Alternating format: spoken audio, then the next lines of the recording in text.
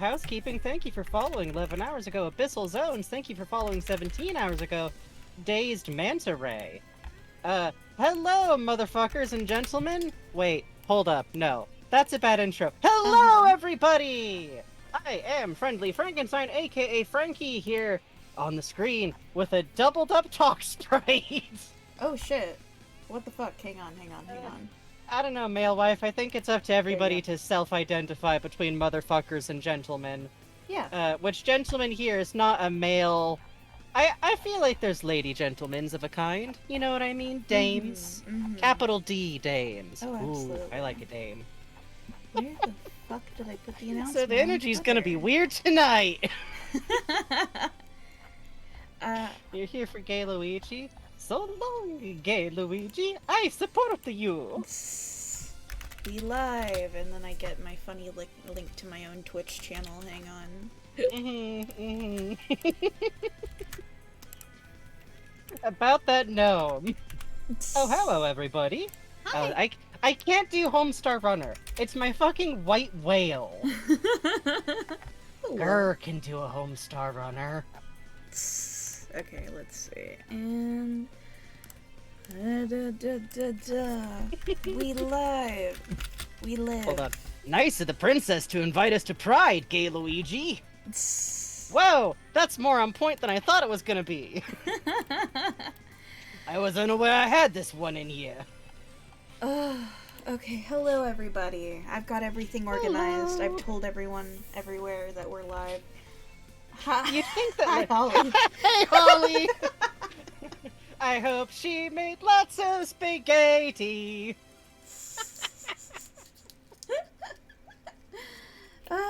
Okay, let me say hi to everyone. Hi Adrian, hi Bubbly Milk, hi Scale Elephant, hi RochiXC, hi Josh the Zombies, hi Galaxy Mud, hi Ruby Boom, hi Dancel Crates, hi RochiXC, hi Virtual Pets, hi Crash Dash, hi Crystal's Pearl, hi Holly, hi Kirby Cool Guy, hi Silver Strigay, hello Just That Guy, hello Mothboy Benry, item 994.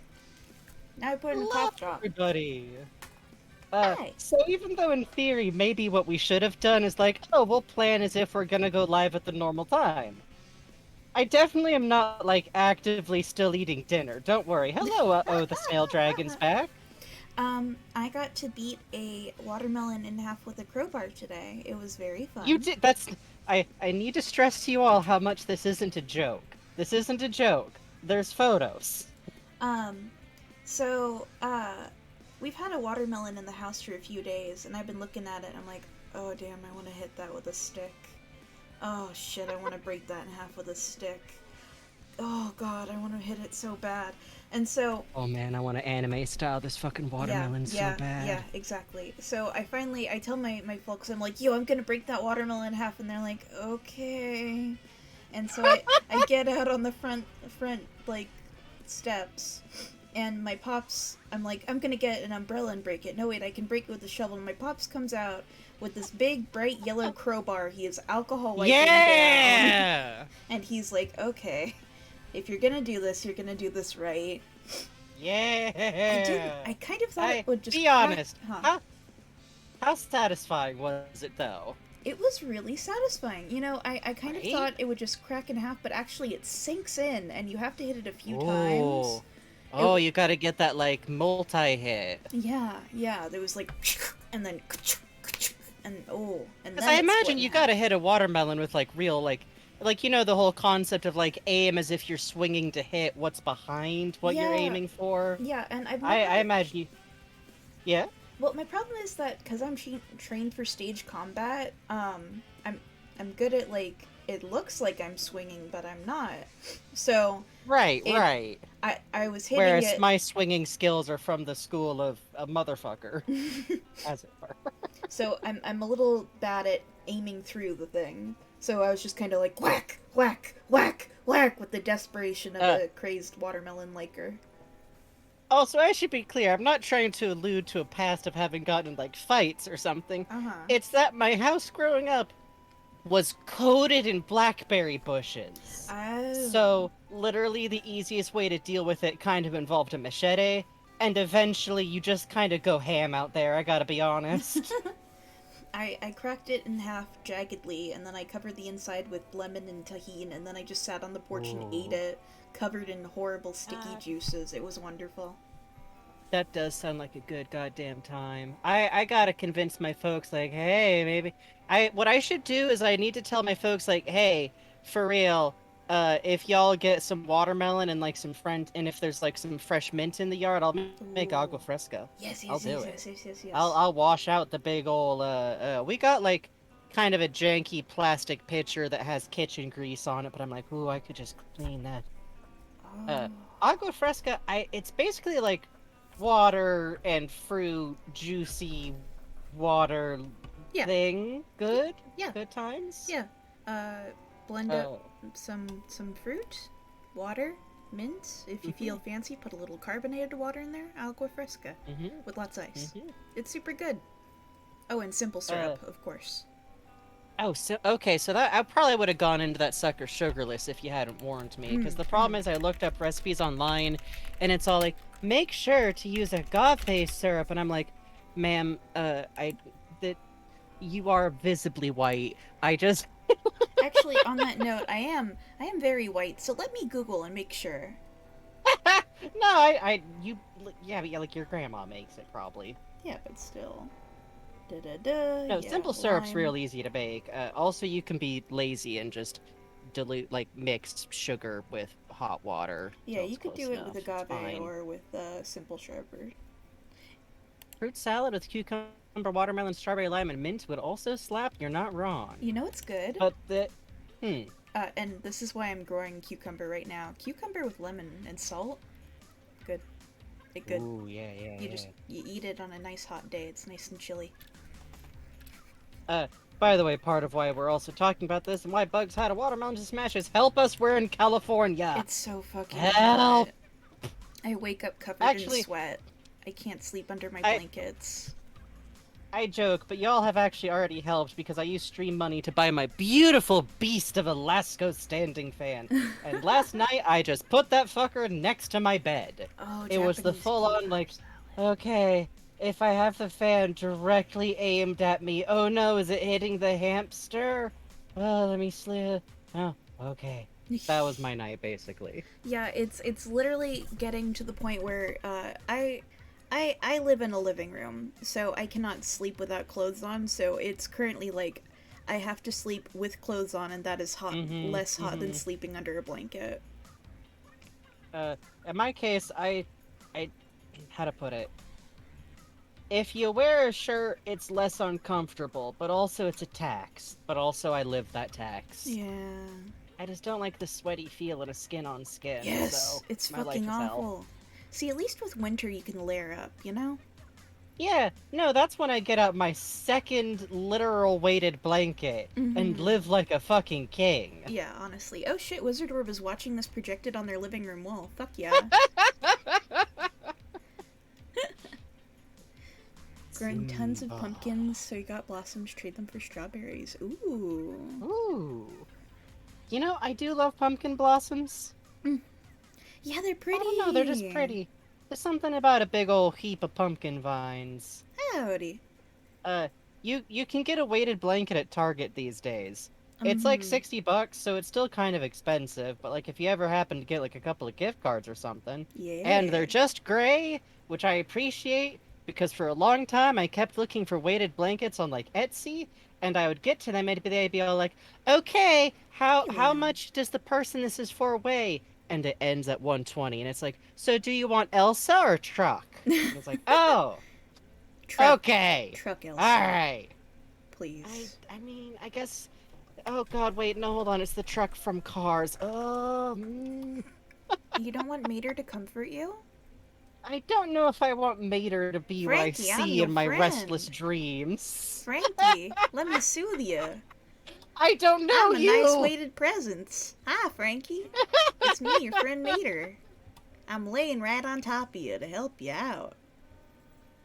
My buck God, teeth are enormous, Frankie. the weight of fucking Mater atop your chest as you sleep, I do believe is literally the def. That what would Latin for car be? I need to figure out what night fucking night auto something here. Let me knock over to the sketch page and figure out what the hell I have on the sketch page so far. Hey, ya boy, Hopscotch. Also, Ow. Love Cortify says Mater would protect you so much. Oh boy. That's true. Let me move the bug I mean, over a little bit. True story. I have successfully avoided ever seeing a Cars movie. Ah, they're not that bad. All that I know about them is from the internet, which arguably is fairly cursed. What do we got? I was doodling along tonight. Stream. Adrian, you're not fixing this. This is how I warm up. It's eyeballs and lines. And a gnome from the side. Luigi. Doodling some Freehound. Do I have anything else on here? Hey, Snail. Oh, this is... I used to watch. Oh God, Prince of Asgard says I used to watch Cars every single day because it was my kid's favorite movie, and I am literally saluting you in real life because I think no matter what your kid's favorite movie is, any parent officially becomes a trooper for it after about 4 times. Thank you for the follow, Hey, Moss Crab. Thank you for the follow, Moss Crab. This is the next section of the animation I'm working on, animating this character, so I'm trying to think about how this character moves. Very much a head leading the body sort of movement, so very exciting. I'm going to be cracking into this tomorrow, and hopefully I'll have it done within the next 3 days.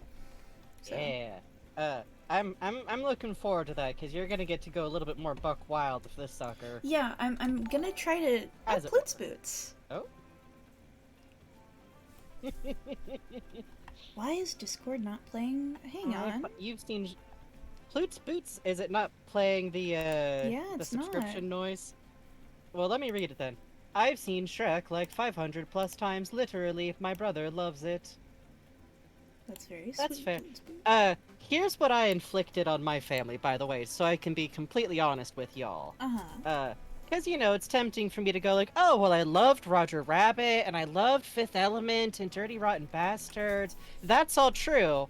But I also loved Pocahontas. And I also loved Felix the Cat, the movie. Oh, no. That movie's a fucking nightmare. No! Frankie's forced me to watch that with him. I just checked in a middle-aged white dude with a quartz crystal the size of a roll of quarters wrapped in copper wire dangling from his neck. Yo, a J.O. crystal in real life. Hell yeah. No. It's probably a different thing. He's powerful. By the way, I appreciate immediately seeing which people in the chat actually know about Felix the Cat, the movie. What's your favorite scene?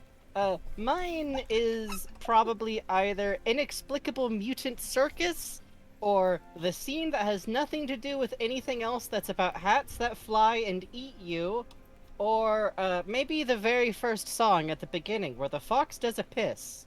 Oh yeah. Sly as a fox, da da da. Sly as a fox. Adrian says, start the resonance cascade on that thing. I mean... Great as always, Adrian.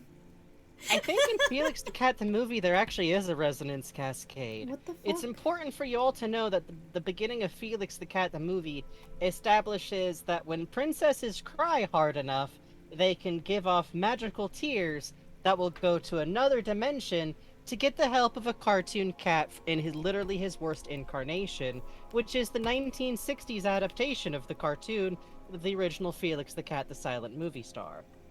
I will refer now to the chart. Anyways. That's very scary, Frankie. That's very scary. Then Felix goes to the different dimension, which is great, because I feel like if you make a movie that's an adaptation of an older cartoon, isn't what everybody wants to spend 0 time in the original setting? Wasn't Felix trans is his gender? Maybe. Yeah. He does have a voice like that. Oh yeah, that is true. What were you going to say there? Wasn't that the one where it's like animated, like super like rock and roll style too? Yes. Well, I don't.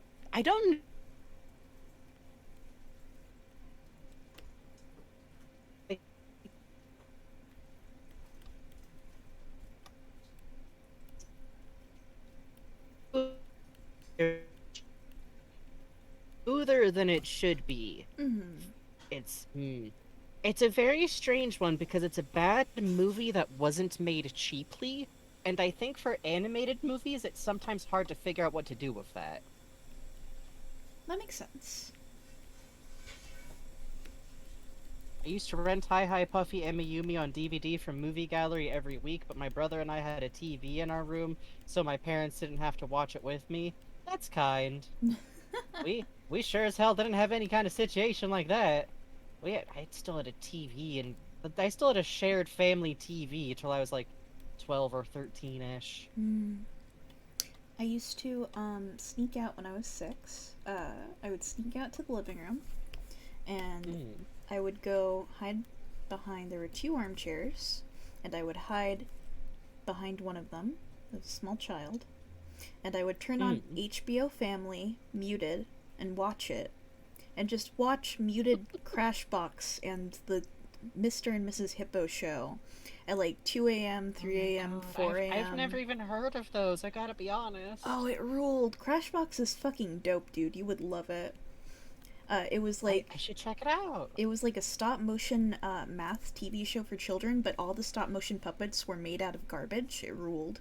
Whoa. Yeah. Interesting. Anyway, so one time usually I sneak back up to bed and I go back to sleep because I'm so sneaky. Also I had a braid back then. Anyway, so one day I forget about that and I fall asleep behind the chair and I wake up to my mom's face just tear-drenched because she woke up and I wasn't in bed and I wasn't anywhere in the house. No! And she was like, someone kidnapped my child, and I was just back here watching in front fucking... of the TVs. Where she checked? Oh no, because you were like hidden. I was hiding right. behind the chairs. Yeah. Yeah. She's like, oh my god. Yeah. Like, my whole family was looking for me, and I was just like, I was watching Crashbox. So. Oh god. Oh, I'm sorry, 03. Yeah, for some reason tonight Twitch decided we don't get to have quality settings. Oh, good. Which it's been a hot grip since it last did that to us. So heads up. You love which to see I remind it. you all, we are slowly building our audience towards partner. But y'all are already doing everything you can because you're literally here. Tell your friends, eclipse places. Anyways. Oh, your cousin hid behind a pillow. No one could find her because she was so tiny. Oh. See, my special move as a kid was just like being in the middle of a crowd and silently sprinting. No, I have a story for this now, actually. No. Okay, my sister told me this when she visited very recently, because we were talking about how as a little kid, good night 03. Good night. As a little kid, I would just sprint off into crowds sometimes. And what she was telling me about was one of the times that we went to Disneyland with my grandparents on my dad's side. I don't know why that part feels relevant to the story. It just always does. But, like, so she was kind of looking after me because, like, you know, my grandparents were already kind of older and they weren't... I think they were used to much louder toddlers. But I was a very weird toddler because I was fairly quiet. And quiet toddlers were... Oh, yeah, zero, thank you, zero Random factor. Double Zero Factor. That's very very sweet kind of you. Thank you, thank you, thank you. But what she swears happened is she was paying close attention to me, and she heard me just barely whisper, Tigger! And then I ran the fuck off through the crowd because Tigger from Winnie the Pooh was there. Oh, God. Totally silently. Dead sprint. You know, that's actually the most dangerous character you could have done that with, because that's the, that was probably the same Tigger suit I'm that with you, was... buddy. Oh, shit. Hey, Butler Kitty, thanks for the raid. Yo, thank you for the raid. What's up, folks? I'm Friendly Frankenstein, a.k.a. Frankie. That's Bugs. Hi. We're drawing tonight. I'm warming up a little before we Yeah. set to the commission proper. Yeah. But you were gonna say about Tigger? So that was probably the most dangerous costume you could have done that with, because that was probably the costume that was notoriously in court because the Tigger character whipped around and hit a child in the face with the tail. And I think Thank gave you the for kid a following concussion. Chemical Stems. Thank you for the And follow. thank you for and thank you for the gifts of Random Double Zero Factor. Oh, 00 Factor, thank you. Thank you, thank you. Honestly. Oh, you're doing a drawing stream too? Good. Do hand exercises. I get to bully you now. No, kidding. Only a little kidding. But yeah, I just don't. That's great. So not only did I just silently run the fuck into the crowd without my grandparents noticing, so my sister had to like sprint after me, as near as I can tell, she had to do a lot. But also I was sprinting directly into the one costumed character who could have accidentally killed me. Yeah. Yeah, if you whipped That around sounds hard right enough. somehow. Pride Icon commissions. Oh fuck yeah, that rules. Oh fuck yes. I'm doodling Alex because I was just watching. Frankie, I like how you talk a little bit like a game show host where the game show is out to get me. I was playing Dicey Dungeons today, so... It was very Now, if sweet I- of Holly to get you that. Yeah, honestly. God. See, if I was doing a game show, I'd be hamming it up much harder, but that is kind of how I sound when I do introductions. Mm-hmm. Hello, and welcome to Die! There you go. Death by Tigger, what a way to go. Ideal. I mean, I think you go to Valhalla if you get killed by someone in a Disney mascot costume. That's true. It's one of those loopholes. Mm-hmm. Like, you know how you can either die in battle, or you have to go off a very specific waterfall, which I mostly know about because one of my mom's friends, who was a photographer, apparently almost fell over that exact waterfall. So the joke always goes that he was like a hair's breadth away from accidentally showing up in Valhalla, which would have been extremely funny. Oh god, Gordon Footwork says, I don't remember ever not being able to be found after I hid places, but I did used to hide behind the couch and eat raw flour when I was little. Yum. Don't eat raw flour. Don't eat raw flour. You will get sick. Snack of raw flour. I know you're not at risk now, but... Your entire childhood. oh yeah, that's why if you ever... I remember why I know. That's because if you make a no-bake cookie dough to eat, you have to toast the flour a little bit. Oh, really? Yeah, in like the oven. Huh. That's pretty cool. Yeah. Alright, let's see if I can do a Bowser from memory right now. Yeah, we do. Oh, Ploots Boots Puppy is hyper, so hold on a sec. Now, if I squeak something into the mic, I think you're allowed to just unfollow. So I stopped. hand directly on the chaos object. Good for you, Frankie. Something about a sucklet just... I think they speak puppy. There's a photo of me and my twin as babies, just somehow we got into the flour in the kitchen and us are covered. That's one of the... I always wonder, like, being a parent has got to be rough, because there's some of my childhood memories that I'm like, man, the point where the adult walked in on this must have been pretty interesting. I mentioned earlier that, like, one of my big, like, little kid movies was Pocahontas, right? Mm-hmm. So you'd assume that I would go, like, play Pocahontas, right? Right. Or at least, like, maybe the trans option here is pretend as John Smith. No, sir. No, folks. No, ma'ams. I played as Kocoum, the dude that Pocahontas refuses to marry. He doesn't have any lines. But, like, literally I would go out and I would use, like, mud to make, like, fake bear prints like he wears in the movie. And I think I just went around and stood looking very taciturn over, like, the creek near our house. Oh my god. Holding my tiger plushie. Like, ah yes, I am a mighty warrior. I'm gonna get those white boys. Anyways. The thing is, I feel like child me chose correctly. Like, God, can you imagine the shame if I'd pretended to be John Smith? Oh. Oh, I know. No, it's the boyfriend dude. Most people don't know his name. Oh, God. Snail says, one time when I was 2 or something, I tried to walk to my grandfather's house at about 2 a.m. and I didn't talk much, so when a neighbor found me wandering on it just past sunrise, she had to point at each individual house. Oh! Did that go off auditorially? You know, it's weird. The alert goes off, but the TTS isn't reading. I'll read them. I can Thank see you. the resubscription things. Snail said, a neighbor had to ask which individual house was theirs. God. Aw. The Tuck Dude said, "Once when I was little, my dad and grandpa lost me in daffodils because I was very blonde and wearing green." No, Ah, that's great. that's very And cute. Chemical Stems, you're correct. Kokwam does not have a single line in the movie. Not one. Let's Telling you, I taste. Also, I just have always been the person who points to a random side character and goes, "I like that one." That's a good Bowser. Thank you. I've been Alright, practicing on and off throughout the week as my kind of warm up cooldown. See, that is always the fun thing with commissions, is what they have to teach you to draw. Oh yeah, for sure, for sure. And you know, another thing I've learned, and it's real cute, for the Mario and Luigi, the nose acts as Jigen's hat, you know, the this is where they're Oh looking. yeah, it leads the eye. No, Yeah. that makes a lot of sense because like the mask, lead with the mask theory that I always talk about from Commedia dell'arte, Uh-huh. is literally focused on the noses. Oh, no kidding.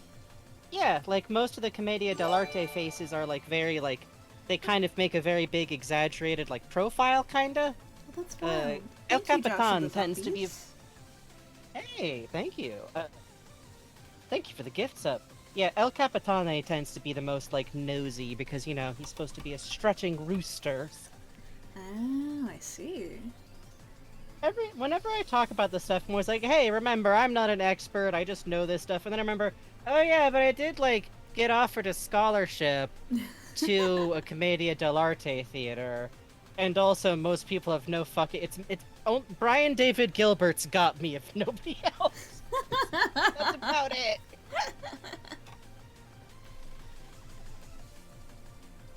But yeah, oh god. That makes a lot of sense, especially since I feel like with Luigi's design, having his hat lead the motion doesn't work at all. Yeah, right? Because, like, his default posture in most games is, like, head up, kind of. It's actually tilted back. Mm. I don't know why I do this in real life, as I mentioned. That's okay. Helpful gesturing. Yeah, I've been playing Mario Paper Origami King at night, and it's been very interesting for getting some more characterization context Yes. for Luigi and Mario in that, or Luigi and Bowser in that universe. Yeah. Because I'm so used to the mainstream games, it's like, okay, you're like this and this. That's cute. Yeah, I'm always a big fan of what the RPG games tend to do, like, especially with Bowser. I feel like those are the games where he gets the most time to kind of be like a protagonist. Well, not he gets to be a main character. He gets to be the classical definition of protagonist. Like, he joins the party a lot. Yeah. And I really love the Origami King opens with like, "Oh, Bowser is taken down but not out," which is Mhm. nice. Yeah, that was very 'Cause cute. he does tend to be who gets beaten up to show that the newest bad guy is very serious. Mhm. But I feel like that's okay because Bowser gets his ass whooped like once a month on a schedule, so. It's his hobby. Yeah. So let's Oh, Love Core Device, you are speaking of the Green Lightning! One of the best villains ever in fucking Mario history. It is just Luigi, but he took a bonk to the head like French Flintstone. Anyways, you real were saying. quick pull up the doc for this. Oh, Mr. L is the best. Mm-hmm. He's very cute in Paper Mario because like I feel like a lot of side games they kind of just go on like, well, we already established he coward, so we put him in the ghost level. But in Origami King, he's got a very cute like, I don't know. He's trying real hard. He's fired up. He's a little bit hapless, but he's going for it. Mm-hmm. Mm-hmm. Luigi is like he will do anything, but he'll be scared about it. Exactly. He'll fight anything, but he does have to go, "Oh no," about it first. It's like how Ethan Winters can survive anything, but he has to grunt about it first, which, I think non-binary Vegeta is who said that on Twitter and took me out at the fucking knees. Mm-hmm. Mm-hmm. I like that, though, because I have a pain condition, and that's how I feel about everything. After a certain point with pain, it's either like, well, I am physically incapable of doing this, or you're like, okay, here we go. Ooh! Thank you, You Leon. just make old people. Yo! Sorry, you're saying? It do look good. Oh, you just make old people noises about stuff eventually. Mm-hmm. God, I love Bowser Jr.'s design. I do too. It's so cute. Like, it's very simple, but it's such a good, like, I feel like the puzzle of, like, looking at Bowser and figuring out how to, like, immediately and clearly communicate, hey, this is a baby that, is kind of tricky. Mm-hmm. Mm-hmm. Especially differentiating Bowser Jr. from Baby Bowser in, like, Yeah. Yoshi's Island and stuff. Which every now and then I see people like, oh, so who's Baby Bowser then? And my answer to that is, I don't fucking know, shut up. Maybe that grew up to be a Kamek. Who fucking knows? Don't worry about it, okay? Actually, no, maybe Baby Bowser grew up to be like some of the Koopalings, and that's why there's been multiple Baby Bowsers as distinct from Bowser Jr.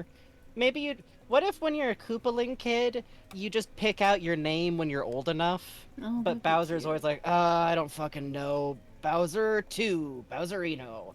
Bow bow. You are... Spike.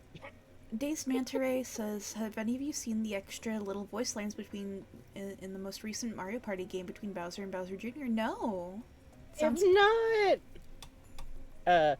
I would look them up, but honestly, I could very much see us play... We're gonna play Mario Party together eventually, and it would be very funny to play characters to try and get voice lines if that's something in that game. That would be cute. Baby Bowser was very slightly different design, but he was in Partners in Time, I think. Honestly, I'm now officially in love with the idea that that just grows up to be one of the Koopalings. And there's like 7 of them, because those are all... Bowser just has a large pile of children. And videos of pets are absolutely welcome in the Pets channel, Phantasmadoric Glitch. Absolutely. If you got them. Milkshake is a doodle puppy. Oh, that's so cute. Oh my gosh. Fluffy, fluffy, fluffy. Oh my god, Mitt was headbutting the hell out of my hand this morning. 5 a.m., this cat stretches out on me like, hi, hello, I notice you're awake. And just fucking starts headbutting the Switch out of my fucking hands. No more Switch time. No more Switch time. Yeah. Mitt time. It was very cute. Let's see. Well, there's not too many, but like when you're playing as Bowser Jr. and decide not to play with Bowser, he's like, what? Is it too embarrassing to play with your dad? Oh, that's cute. Oh. Well, I guess he's getting older now. I understand. No, go ahead, play with Rosalina. Fine.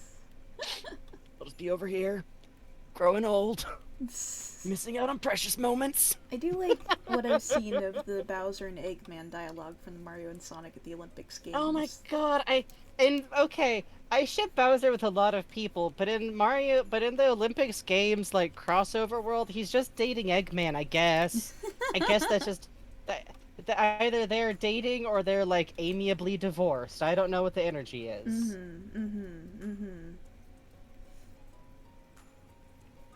Let's see. They're literally just like, well, let's go get you a fruit snack, Bowser Jr. Alright. I can't do an Eggman. I'd love to be able to do an Eggman, but my curses go in different directions. Married for benefits, god. Yeah, they just wanted to get the Koopaling kids, like, you know, passports for the Sonic world, too. There's not a lot of room to bad guy in the Mario verse. There's a little more room. One of them could be rivaling Cream or something, you know? Oh. How evil do you have to be to bully Cream the rabbit specifically? You know, I think there's someone making a Cream game. No kidding! It looks really cute from what I've seen. It's like an alternate Mario 64. Oh, that's interesting. Yeah, they've got really cute outfits, and it's like Cream goes into the castle to save her mom and stuff. It looks cute. Oh, yeah! Cream the Rabbit, a Sonic side-ish character? Hang on. She's been playable in a game or two, right? Yeah, I literally have a figure of her here. Let me doodle her.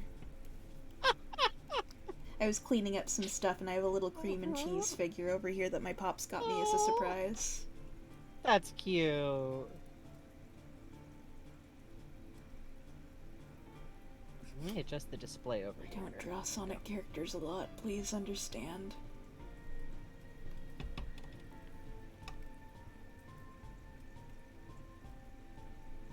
Actually, Nunion says I have to scurry off to finish this final project, but you also have a lovely night drawing gay people. Oh, thank you. Good luck. Oh!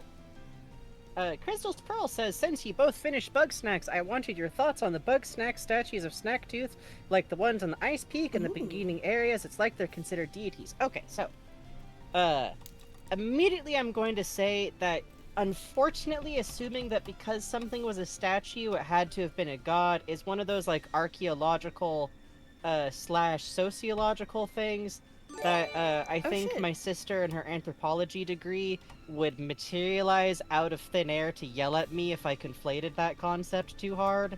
Thank you, Random Statue 00 doesn't Factor. Thank you, Random 00 Factor.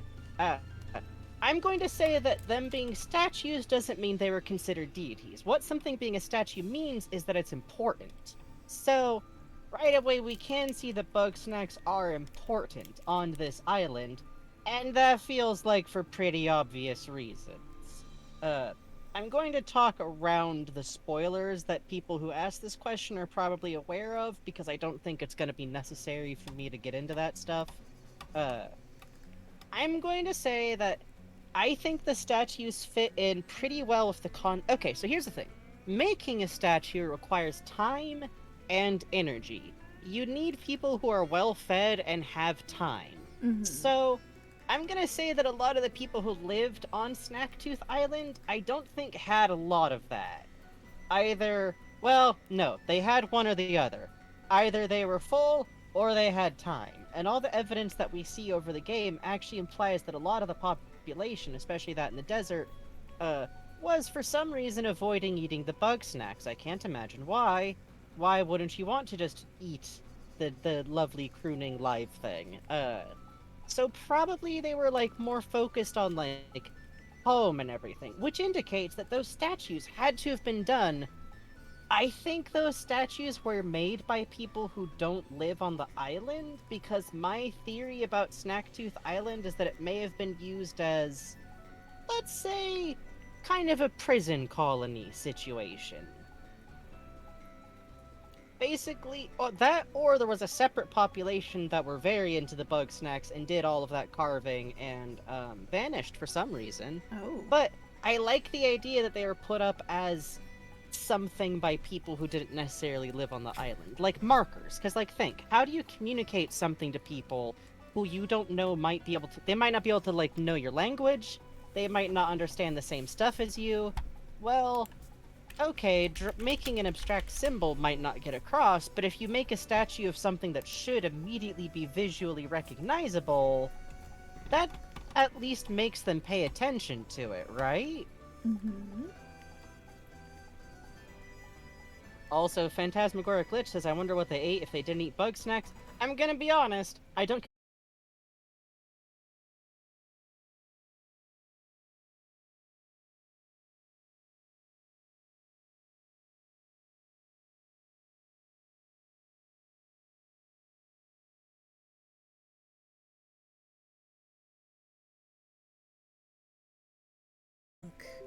Come on. Hey, there we go. Hey, Okay, I swapped hey, networks.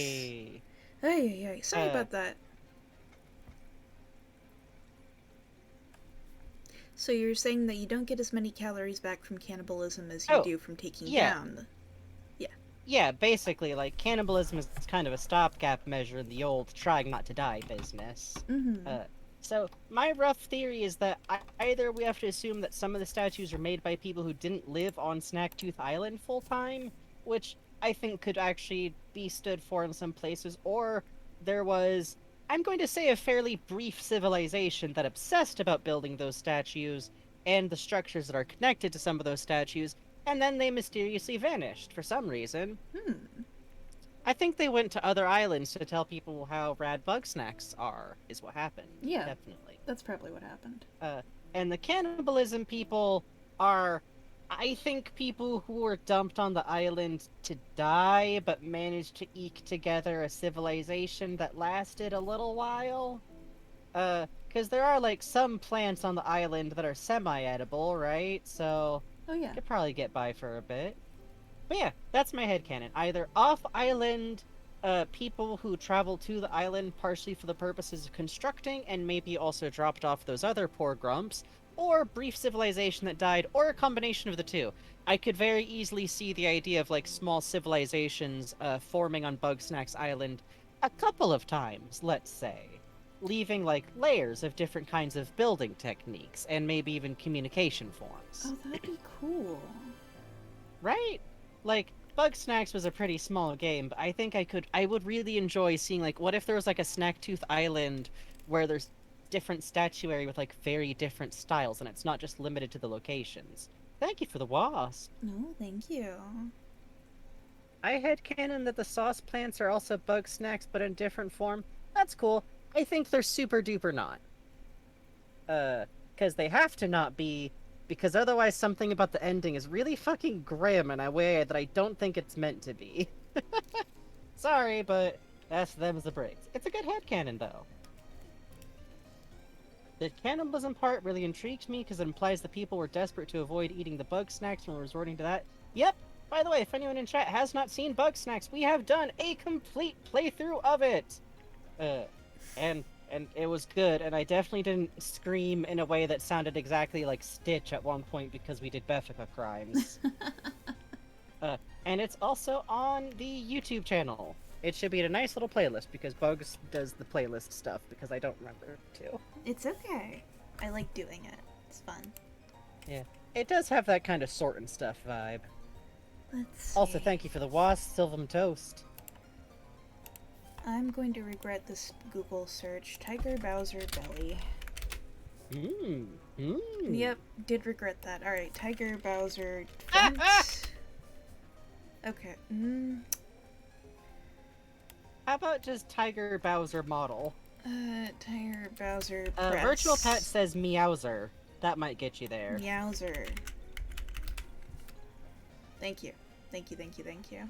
Love core device. Me being someone knowing nothing about Bugsnax, seeing these funny Muppets, and then hearing cannibalism as an option gives me like a 7th stage of grief. Don't worry about it. It's archaeology. It's just sometimes things happen for don't worry about it. No reason. No reason. Don't worry about it. Okay?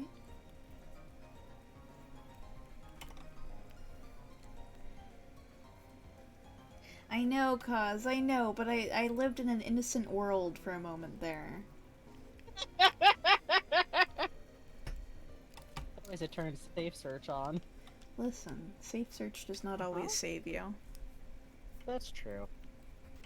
Was the pizza cutter structures made specifically to get the big pizza Bugsnax? I'll be honest, I can't see any other reason why it would exist. So, yes. Which I don't think actually contradicts the idea of it being worshipful, because I don't think there's evidence that if you kill that one, it just stops existing. You know, you load in and out of an area, and the Bugsnax you caught, like, there's another one, right? The ecosystem refills a little bit. I'm talking so hard around things here. But I would suggest that maybe the people that... Oh, sorry? Rubblebean says, Frankie, I finally caped and got going under. Good, good, good. It's very fun. It's very, very fun. Sorry, was I going on too long? No, you're fine. Okay.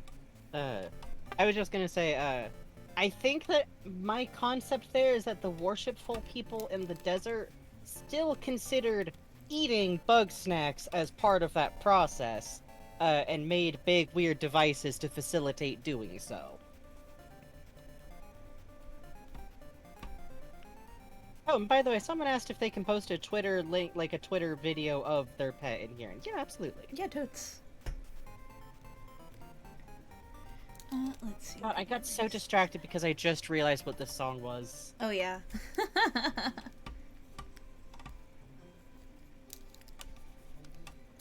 Bubby.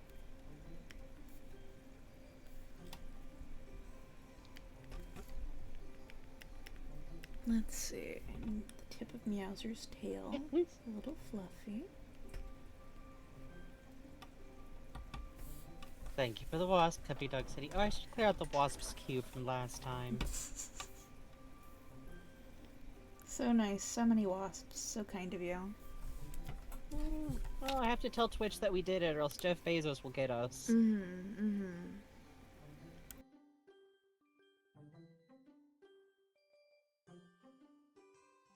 Gently releasing the wasp outside is a very nice way to handle it. Thank you.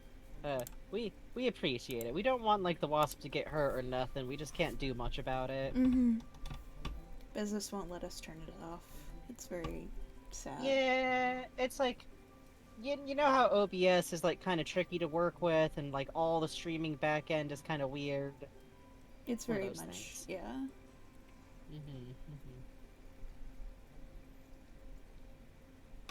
The fact that the explosive bug snacks was in the ancient chest implies that what you did in the boss battle is pretty much what past Grumpuses did. Yup. Oh, that's Which is true. interesting. I wonder if they specifically bred them for that.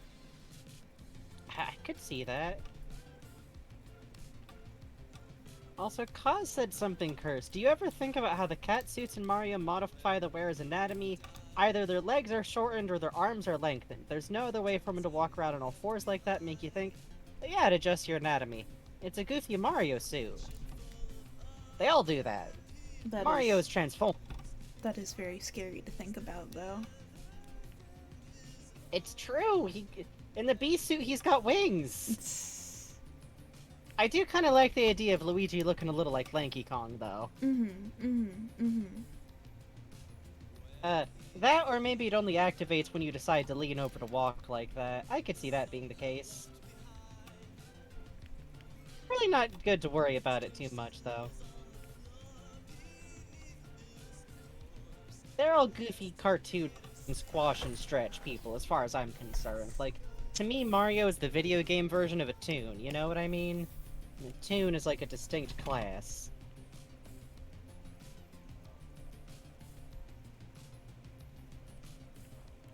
Getting lost in the Bowser accessory sauce, you can hear it. What? Huh?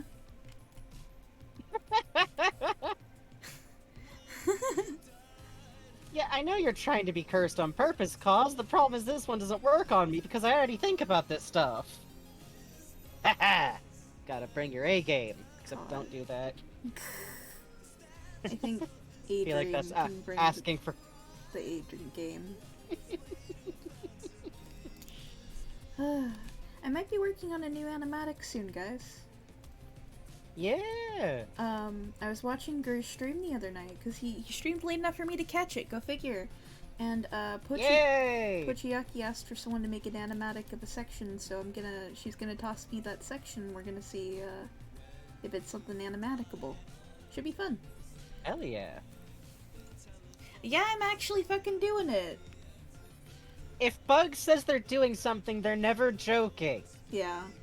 It's kind of intimidating. Like, Aw. worry if you see Bugs go, okay. Aw, you're sweet, Frankie. I'm not sure that... Well... I'm glad it was complimentary. Bugs has a little bit of powers. Just a little bit. Well, so I'm finishing this animation project in June, and I figured the animatic will be a fun way to keep busy and keep growing skills, I guess. To be clear, there's no deadline on this new animatic. It's just like For fun. an idea Bugs has for fun. Yeah. If not, there's an animatic I want to make of Mira, actually. I've had the clip for about 6 months that I've been kind of kicking around back and forth. Oh, so, yeah. Yeah. And there's also that Alex AMV that we were talking about. Oh, yeah, no, for sure. That's a long-term one, though. Yeah, no, that's like way off. Mhm. Gotta like thumbnail that bitch first. Bugs does things. Literally part of what's good about these streams is that it gives us like the more Bugs gets paid from doing these streams, the more Bugs can just do weirdo projects. Yeah. And so can I. I'll do weirdo projects anyways, but it's nice to do it while being able to feed my hamster. Yeah, I get to do fun stuff and work on zines and make animatics and stuff instead of just hauling around boxes at my old job. It feels nice. Yeah. Or, like, just having to do commissions that are off-air commissions forever. Yeah. Oh shit. Oh, Josh of the Zombies, that's very sweet of you. Thank you. Thank you, Josh the Zombies. Not Cuppy Dog City has shades. Let's see. I'm just really excited because I got into a zine that I'm doing a fic thing for eventually. And luckily right now, like, the zine theme isn't, like, 100% drilled down all the way to, like, how it wants to be done. So I can finish the thing I got on the dang thing. Yeah, I'm really excited, because that scene is the first one I've seen that takes, like, writing and drawing that we're both interested in at the same time that we both got into. It's okay, Daze Manta Ray, don't worry about it. Genuinely, if someone can't afford subs, we don't really care. Like, just being here live helps us a lot. Yeah, we have been, like... And we love you too, VOD viewers. Wink. Wink. We love you in a non-creepy dream way. Haha, parody. No, did not say that I speak gently Josh out. of the Zombies, thank you! Thank you for the gift sub. I speak as if I address a crowd. And yeah, college be like that. What was I? Oh yeah, I wanted to tell you actually. It turned like there's people have been talking about like, hey, if like a writer wants to work with an artist to make like a matched set thing, so we could talk. We could talk about that zine in private off air. Oh yeah, that would be fun. Yeah, if any of y'all have like a zine or a project or anything you wanna like approach us about, you know, if you're a regular, feel free to. We might say no, but you know. Yeah. It'd be fun. So in my case, I try to keep what I agree to pretty low. That's true.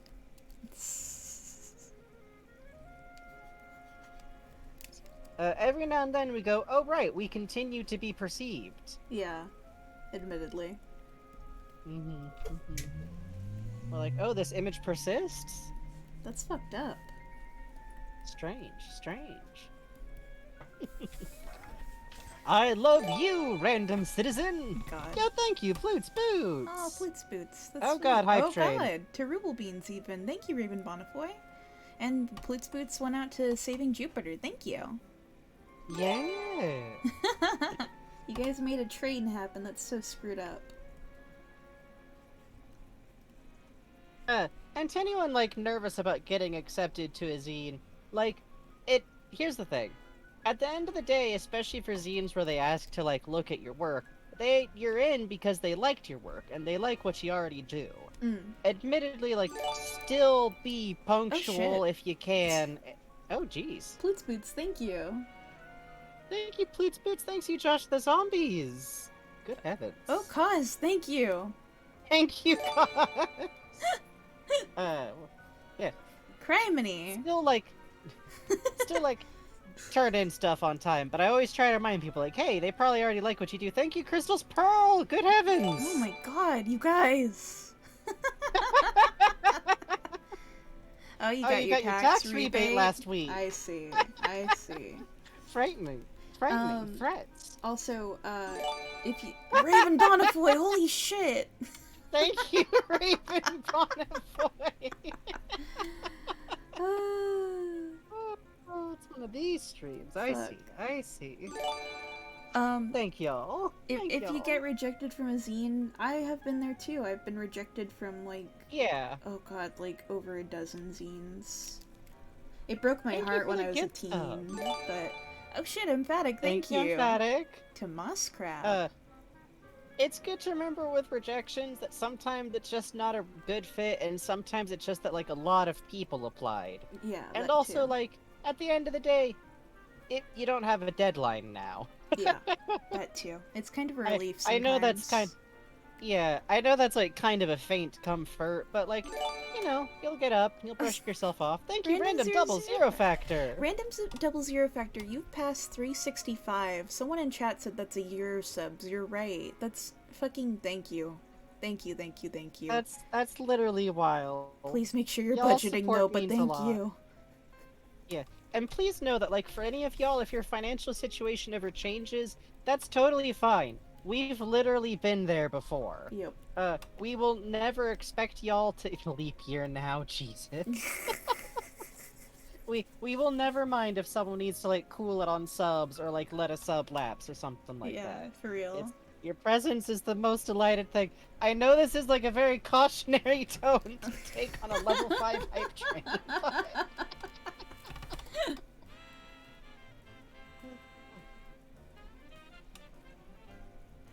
But we do appreciate it a whole Yes. lot. Thank you, thank you, thank you.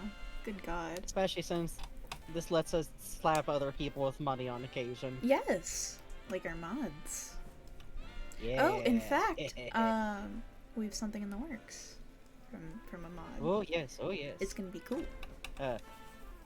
And also the art from Newt that we got recently that Holy I shit! decided that Random was- zero holy zero shit. factor. Random double fucking zero factor, thank you! Thank you, thank you, thank you. Crash Dash, For the don't you 5 worry gift about it. subs. Fucking congrats on moving. Yeah, for real! Yo, that rules! Shit, you guys cleared level 5. God damn. Thank you. Fuck. Thank you all very, very much. Jester Wright says, random double zero factor, what will you do once you get to 420 subs? Oh no, I'm scared. What will they do? I don't know. I don't know. I think at that point I have to fucking sing House of the Rising Sun or something. God.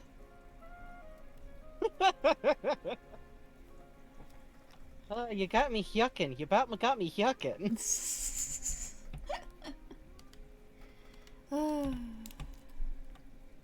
What was I even going to say? I had something in there somewhere. You know- have to say the funny Barney line really slow, loudly into the God. microphone. Okay.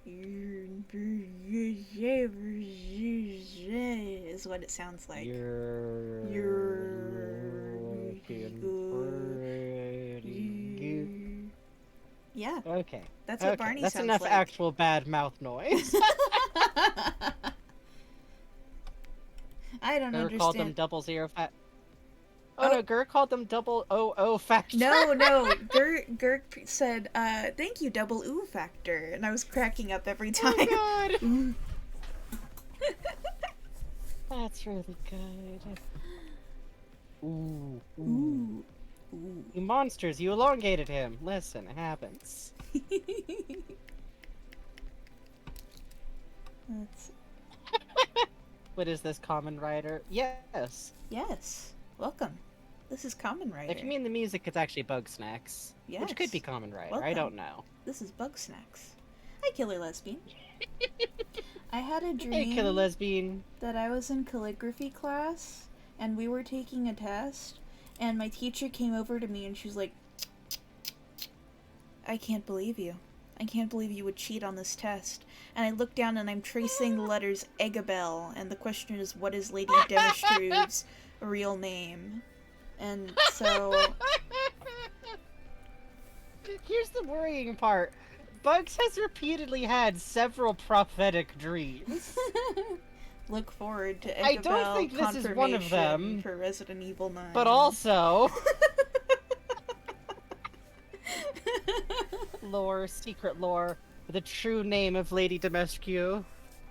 Eggabell. See, you heard it here first. Eggabell for Smash? I wish. That'd be the best. That would That'd be pretty cool. I admit I want Filbo for Smash, but I do always like it when it's a character from a game that people don't really expect. Oh yeah, Puzz showed us, or it was either Puzz or Jay showed us Pseudonym Jones's mock-up for Filbo and Smash. That looked really fucking Oh cool. my god, Suit does like some of the best comics work out there already, but that fucking design. Yeah, seriously. Fucking dope.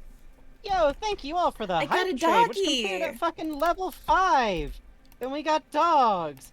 Twitch finally learned what we want, and it's dogs, and we are closing with 17 subs! Doggy. Holy cats! God damn, thank you guys. No, Thank you all so 22 much. subs! 22! Oh Christ, why did it show me 17? What the fuck? But That's messed Thank up! you! Thank you! That Doggy. means a lot. Thank Oh you. god, these fucking new Where do hype they hide train the things dogs? are good. Oh hey, here's Sarah Murphy's Magnuson at the top of my recommended emotes. Cool. Yay! Yay!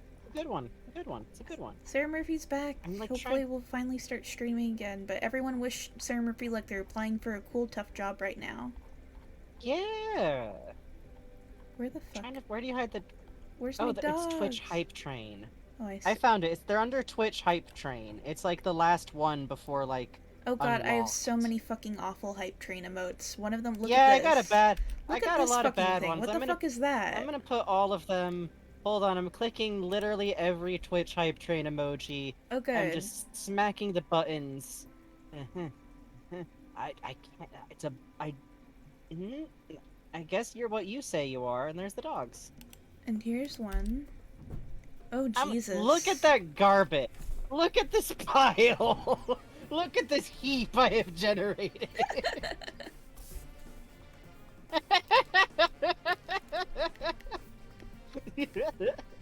God damn it. You got Yeah, yucking. you got me yucking. Start yucking. I'm someone with a natural yuck that I'm usually suppressing. Oh yeah, Adrian, you made that new emote for Sarah Murphy. That's right. Yeah! Hang on. Sarah Murphy. Here we go. Adrian, beloved mod male wife, made this. Isn't that cool? Yay! Oh god, that's so good.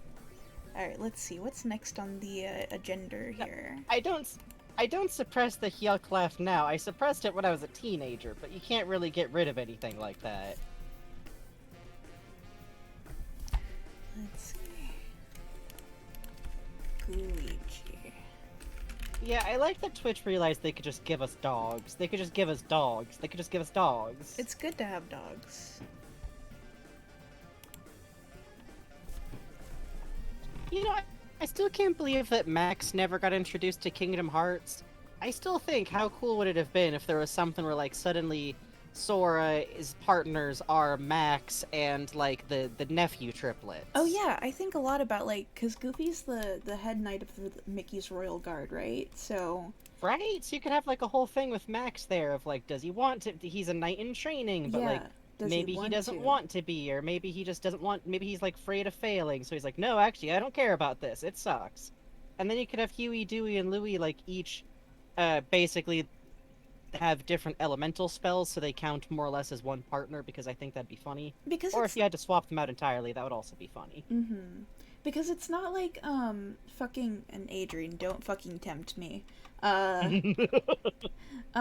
We kind of have one in the works, but not. Do we? I'll tell you after Bugs finishes this thought. Wait, no. What yeah, are we? What? The reviewing all of the monster designs thing. Yeah. But I would love to play Kingdom Hearts on stream. Actually, we'll probably play Kingdom Hearts on stream eventually because Bugs actually so fucking much. Yeah. Also, it's mostly it's half voice acted, so yeah. And it'll be really funny to force either of us to do Donald or Goofy, I think, also. Yes.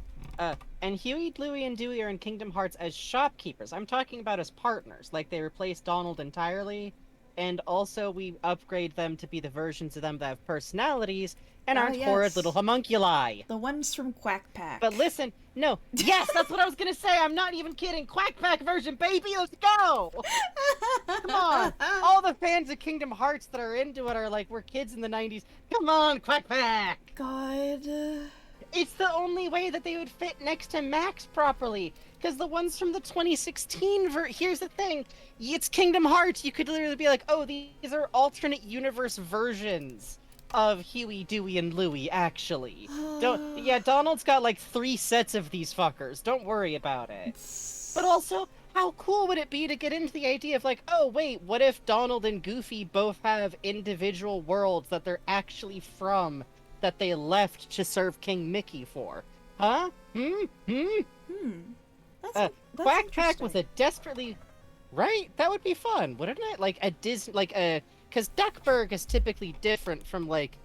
Duckburg isn't the same as the Mickey Toon shorts, right? Yeah, and that's how I feel about it anyways. Scrooge came to Hollow Batwell Radiant Garden, so I'm wondering if they ever say what world he came from. Oh, right? You know what? Because it can't just be like the castle of King Mickey isn't just... It can't be like that's where all the Disney tunes come from. In Birth by Sleep, there's the ice cream town. That's where all the Disney Yeah, characters because are. Scrooge washes up and he starts making ice cream, basically, right? Like, he's also implied to be from somewhere else. Yeah, Disney Town. That's right, Adrian. Thank you. It's been a hot minute since I played Birth by Sleep. I Uh, never fully beat and that one. and Quack Pack is a desperately misguided attempt to do like a reboot Donald Duck thing that was done, I think, in the late 90s.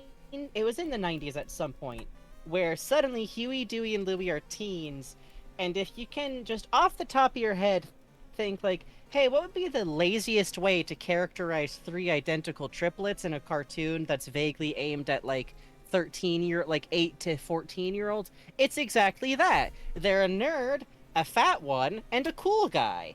Exactly. So it's like all the worst parts of Alvin and the Chipmunk mashed through a Donald Duck shaped hole Yeah, it's kind and of then great. given a short lived cartoon that went nowhere. Oh God, Adrian.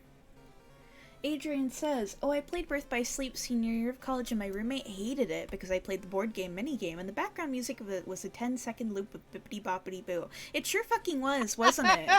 It sure fucking was. No! Why? Why are Kingdom Hearts mini games like this? I don't know, but I always do like the do do do do do do do do do do do do do do do do do do one. Oh God. Oh, I wonder if Kingdom Hearts is safe to stream because of how hard Disney is with Right. copyrights. Actually, I mean, Ooh. as soon as the da da da da da da da da, we're gonna be like fucking slamming the emergency buttons. yeah, because you can't play Kingdom Hearts songs on in background music like the music we have in the background of this right now, because you get got for it. I'm gonna have to poke at that. Also, go hydrate, Ploots Boots. Please, please, If you please. can. I'll have a sip of juice while I'm thinking of it. Let me move Luigi's head so Bowser's looking at it. What if he was looking at the thing he was looking at? Would that be fucked up or what? That seems fucked up. I don't know why you would do that. I don't know. I'm twisted. I'm fucked up. When you walk away, you don't hear me say, please, DMCA. And then we got God. But I like the in-game music, Dragon Decagon. It would be so sad too. It would just be Yeah. Sora No, wandering that's around the- silent rooms. Y'all don't understand. Bugs loves Kingdom Hearts as much as it's possible to love that series. In my as much as you can love that series and understand fiction and storytelling well enough to. Bugs has enunciated some problems to me that made me very confused. But Bugs loves this stuff. I like Kingdom Hearts because I think here's the thing. I'm sincerely from the personal. I don't think something has to make sense if it's cool enough. Yeah. That's what I'll say. I don't think it actually has to make sense if it's cool enough. But Kingdom Hearts pushes that envelope with every step. Mm-hmm. It is constantly wavering, like, am I still cool enough? And it's like, yeah, this is pretty sick.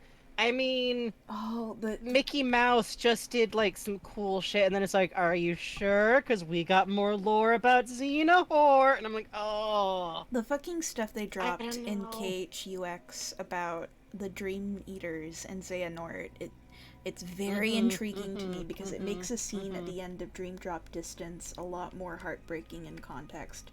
And I really do like it. There was a tweet going around on Twitter that was like, every new Kingdom Hearts game is released to add another layer to the scene of Woody telling Xehanort he's never known love. And it's like, yeah. Jim, that's the thing. That scene alone ensured that Kingdom Hearts is always kind of going to rule enough to do whatever it wants now. Mhm. Because there's a scene where fucking Sheriff Woody, the toy, tells the big bad of the series, I can tell nobody ever loved you. Yeah. Yeah. Like, I can tell you never had any friends. Like, holy shit! Is this Woody from the original version of the movie? Where he tried to kill fucking people? Yes, he can still whip it out on occasion, Jesus!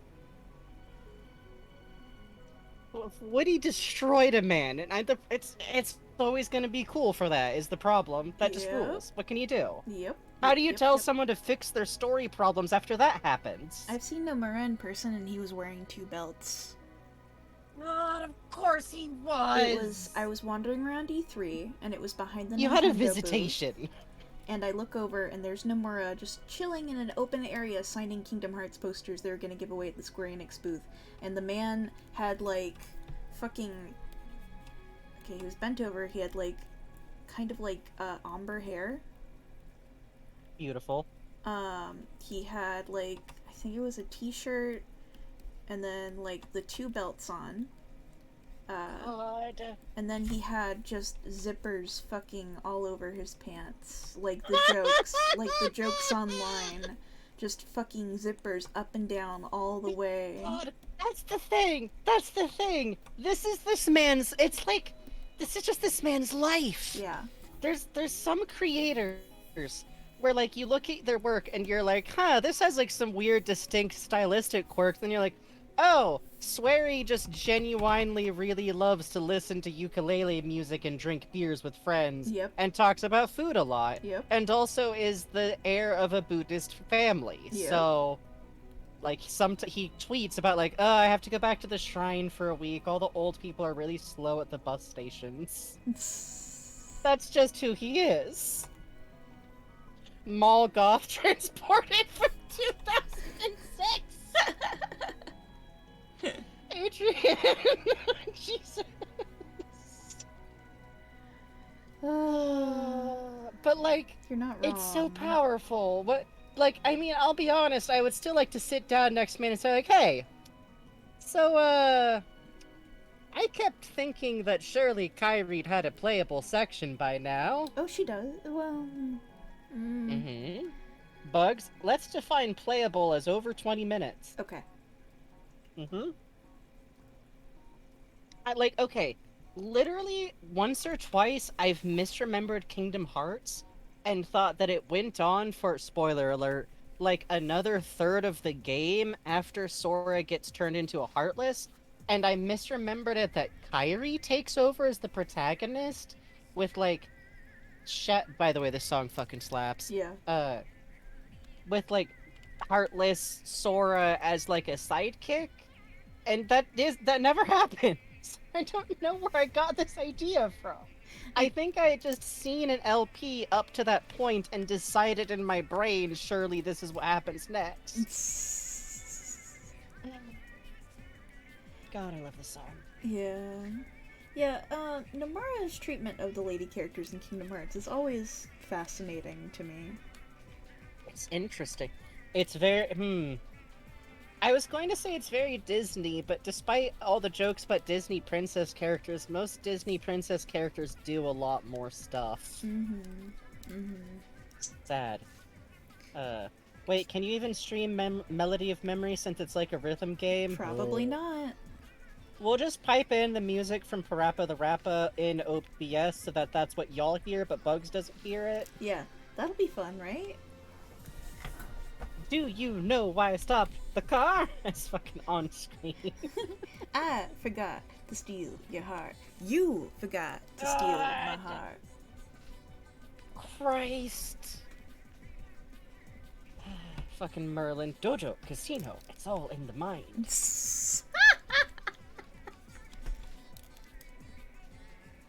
Sorry that off topic, but I know Splatoon 3 is going to make me crazy insane. Oh yeah. We're going to literally clear our schedule for whenever it drops and buy Bugs the fanciest hand brace the world has ever seen. Yeah, yep. Because I have literally ruined my wrist before with fun of Splatoon, so... I play roller and I have to do hand exercises. Hi, Plasmir. Hey, Plasmir. Oh, you played Kingdom Hearts 2 first. I played KH1, KH2, and then Chain of Memories, and I didn't know what the fuck happened between the games, so it was really interesting. Serious. I had that experience with volumes of ElfQuest as a kid. That was weird. Oh, really? Yeah, for some reason the volumes I had... Okay, so they're the color volumes, which are fucking gorgeous, by the way. They're like these beautiful, like, painted, airbrushed, like, versions of the color. Ugh, gorgeous. Wendy Penny does some fucking work. Ooh. But, I had, like, one, and then 2, and then 5. It was I one of them see. situations. I see. You could Alright, never though, be reaching on memories. Splatoon. Oh, Go ahead. Go ahead. You go ahead. Nah, you're on topic. Adrian says he could never beat Rechain of Memories. The farthest you got was Vexen. Vexen, yeah, fucking Vexen. I used to know a guy on the Kingdom Hearts Game FAQs boards who he fucking hated me with his life. 2, he worshipped Vexen like no one else. He was a fascinating individual.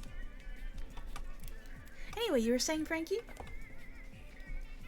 Sorry, I have to put pirating knowledge in the chat. Oh, okay. There we go. Okay. If like me you've been missing manga decks, there's a funny little other site that does pretty good as far as a replacement goes.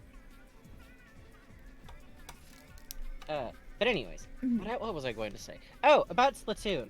So, this song, the problem is I always think about this song, and I love listening to it because it's, from like the big boss fight of Splatoon 2, it's this very emotional moment.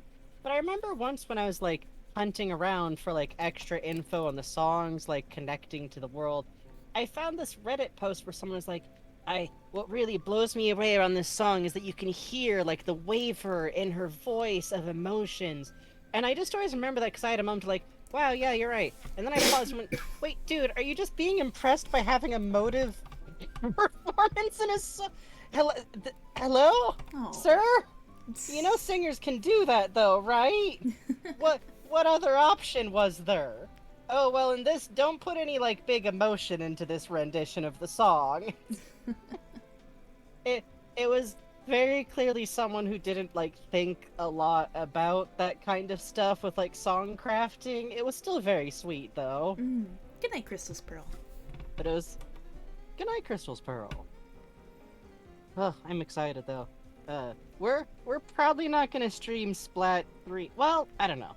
I feel like we're probably gonna want to just play Splat 3. Yeah. But then we'll do, like, games on air, like, once we get a handle on it. And then I'll get Gamer Mad on stream, Like, it'll be so cool. It's gonna be very funny because you'll all get to hear my terrifying, stream of conscious... I don't know why I do this when I'm on mic and I'm playing, but I feel a terrible need to quietly alert anyone playing on... So I like to go very far into the other players' territories with my very fast carbon roller and cause problems on purpose. Bugs has witnessed this. Yes. Frankie's Bugs very has scary. killed me while I'm doing this. Frankie's still very scary when he does it, though. It's good. I'm just like, oh, don't mind me. Oh, hey, you missed a few edges over here. I'm gonna be neighborly. Which I'm really interested about, though, for Splatoon 3, because it doesn't seem like the maps, or at least some of the maps for sure, don't have set spawn points. Instead, like, you spawn in midair and get launched in towards the battlefield, remember? Kingdom Hearts, where should I start? At the beginning or somewhere in What? the middle? Also take care of your wrists, both of you. Thank you, Raven Bonifoy. That's very sweet of you. Raven Bonifoy asked if they started playing Kingdom Hearts, where should they start, and said to take care of our wrists. I say start with KH1, but start with Kingdom Hearts on there's collections out now, and they make it so like you can skip cutscenes, which is good because some cutscenes for fights that you have to repeat if you don't get them often run about 7 to 10 minutes long. So you're gonna want that skip cutscene option, and it'll be a little more comfortable on a modern controller. But I think you. Bug still has some Captain Hook dialogue lodged in there. Yeah. Kyrie's inside me is deep in there. The collections are, I know they released them for the PlayStation 4. They also just came out for the PC. And since Snail mentioned in chat, Bugs is a fucking menace with a pair of dualies, is the problem. You guys are very The sweet. problem is that Bugs... No, I'm not being sweet. Fuck you. Okay. You've destroyed me. You hunt people down. I turn a corner, and if I see you, I'm probably already dead unless I have a clear escape path behind me. The only reason I survive is because I'm a carbon roller, and as such, my method, if I'm not within arm's reach of someone, is cowardice. The only way to play, really. Which someone described as Frankie going zoomies, and that's very accurate. Yes, actually, it is. And Ploots Boots is right. I think it is called the Story So Far Collection. Because they tried to put them all out before Kingdom Hearts 3. Yeah, that makes sense. Which, Jesus Christ, yeah, huh? I'm excited Oh, though. no, I have... Oh, go ahead. You go ahead. I have no regrets about that being my playstyle. It's very fun, and it works really well, and every now and then I manage to tie up a sniper for like 30 seconds Oh, at a time, which yeah. is the most fun thing in the universe. I've seen him Oh, do you it. can It's play so jump fucking rope. funny. It's so good, because all you have to do is not attack them, but also just keep painting around them while dodging, and if you get the right personality type, they will lose their gourd chasing you. They will completely abandon suppressing the rest of the field. And the trick is you have to learn how to do a jump where you pop out of the ink into Inkling form and then back into Squid form. And if you can do that back and forth, it's very hard to hit you with a charger. It's so fun. Very hard to do. You will just get killed a lot. Oh yeah, absolutely. You'll get murderized. It's super fun. I figure sometimes my job as a carbon roller is to, like, keep the rest of the team, like, a little bit of breathing room if I can cut it out, by being a big fucking distraction, basically. I kind of run like a scout, basically. Oh, that's nice. Especially if someone else on the team has a bigger roller than me, then it makes more sense for me to, like, zip ahead as far as possible. Adrian, you joke, but I was there on DeviantArt for the original Sykes Puppy comics. God. I was there for Demix time. I was there for fucking... I was there for a lot of things. Oh, that's true. You were there Also- too, huh? Also, Galaxy Mud says that I think it's really funny that the only KH game I've ever played is Dream Drop Distance, IDKY. Really? Well, that's a weird one That's to jump into. fascinating. That's the one that shows the Donald, Goofy, Mickey Three Musketeers lore. What? Yeah, The what? yeah, The what bugs? yeah. The what? They met each other as... I know about the cartoon that's referencing, but... Yeah, they met each other as the Three Musketeers.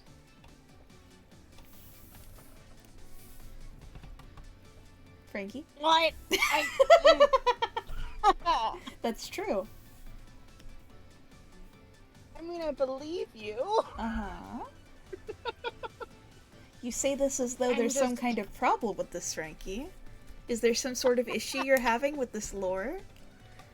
No. You know, this is where no. Peg Leg Of course Pete not, comes of from course too, but of course they also came from Fuck Timeless off! River. Fuck off!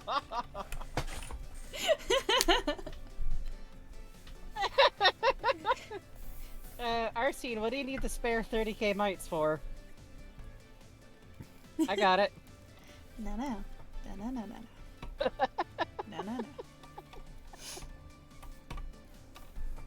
Can we all just play Kingdom Hearts in the worst order? God! Yes. Okay, so KH3 first, Uh-huh. and then UX. Dream Drop Distance, And then after that you play 358 over 2 days. and then you play the phone game. Yeah. And then you play Birth by Sleep. Yeah. I mean, honestly, we're kind of already talking Kingdom Hearts lore. Okay, wait, hold on. So Pete and Mickey are from the Timeless Circus, but Donald and Goofy aren't? So, given how Donald and Goofy's designs translate into Timeless River, it's possible they're from there. The thing But is, they can't be because... Go ahead. I don't know if they recognize it, though, is the thing, but Mickey definitely was there, and Peg Leg Pete Well- definitely was there. And also they can't be because they're not from that era of the cartoons at all. Both of them are from much later on. Like, if we're gonna go like, hey, the historical version of the tunes are like where they're from in KH lore, then Donald Duck comes along in like the 10 years after that? 5 years. It wasn't that long. Well, they still It's- have a it- design for Donald based off of the long beak variety. Well, in yeah, this that like area. weird older version of him. Yeah. But like that's just that they translate into the look of any world. Maleficent was there, but she is originally from the Sleeping Beauty world. She was just time traveling Yeah. to be there. Well, technically not time Because- traveling. Hold on, is this the same time traveling where she almost died, but she actually sent her heart back, but Uh, the heart was in like a fake reality, Yes. and then she used her cloak to manifest back because for some reason the three fairy godmothers didn't just burn that fucker? Yeah, so her raven had her Okay, cloak, okay. and the raven took the cloak to the fairy godmothers, and the memories of her reactivated her being alive. Right, right. This is Kingdom Hearts, baby! It's the most anime ever! You guys think, yeah, Frankie's being funny when he says Bugs likes Kingdom Hearts. Frankie's haha No. exaggeration. No, No! Bugs likes This is Kingdom what- Hearts. Because the thing is, I'm then fascinated by Kingdom Hearts, because I kind of bounced off the first game as a kid, because I had it on, like, the PS2, and I, like, gave it a fair shot, but, I'm gonna be honest, Kingdom Hearts 1 does not present itself well. No, it's great. I A love little it. bit. It's perfect. It's a perfect Oh game. yeah, I love I love collecting coconuts. I love it It's- being very clear which coconuts I need, Bugs. You get the green ones. They're the healthy ones. Uh-huh! And the ones you get at the store are brown, Bugs! What store? Oh, in Okay, real life. Okay, so here... Oh, yeah. Yes! Bugs! I thought that was a bit!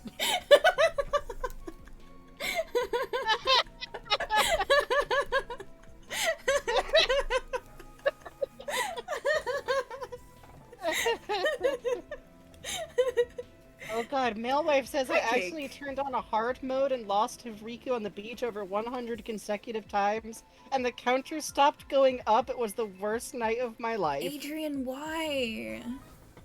Isn't winning that fight optional anyways? Yes, it is extremely You're optional.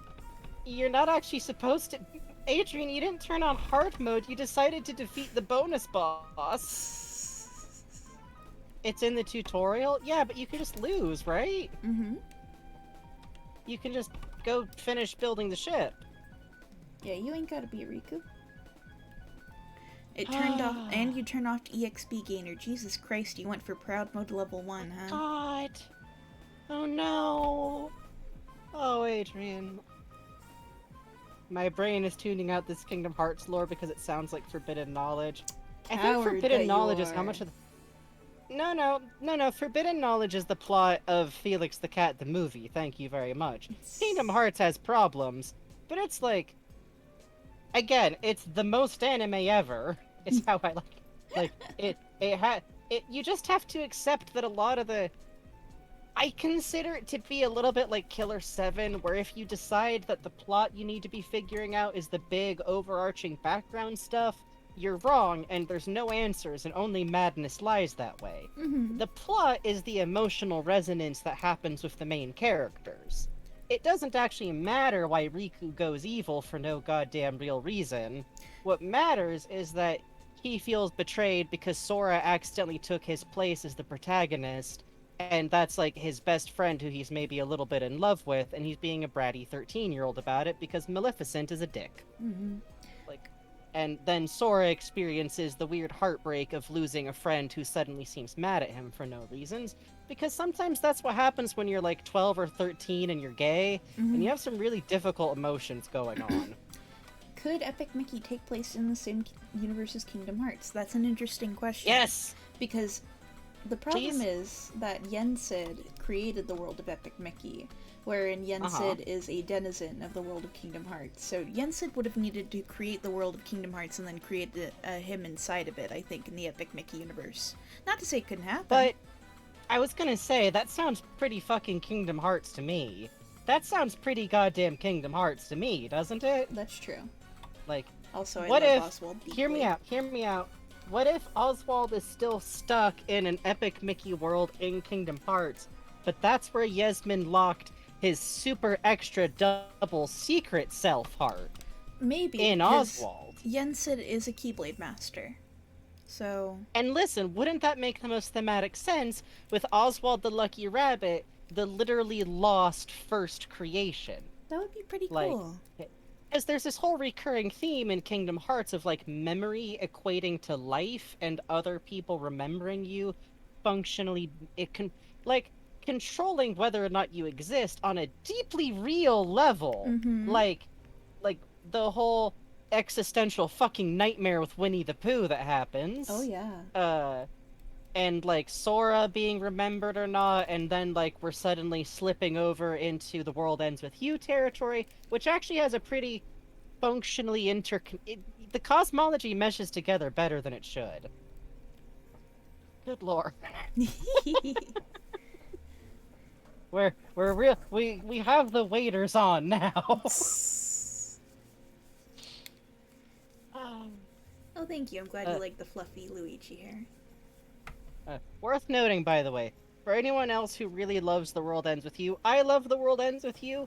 You cannot pay me to go back and get all the stupid lab reports that explain the super special secret backstory. It's important you all know that I was...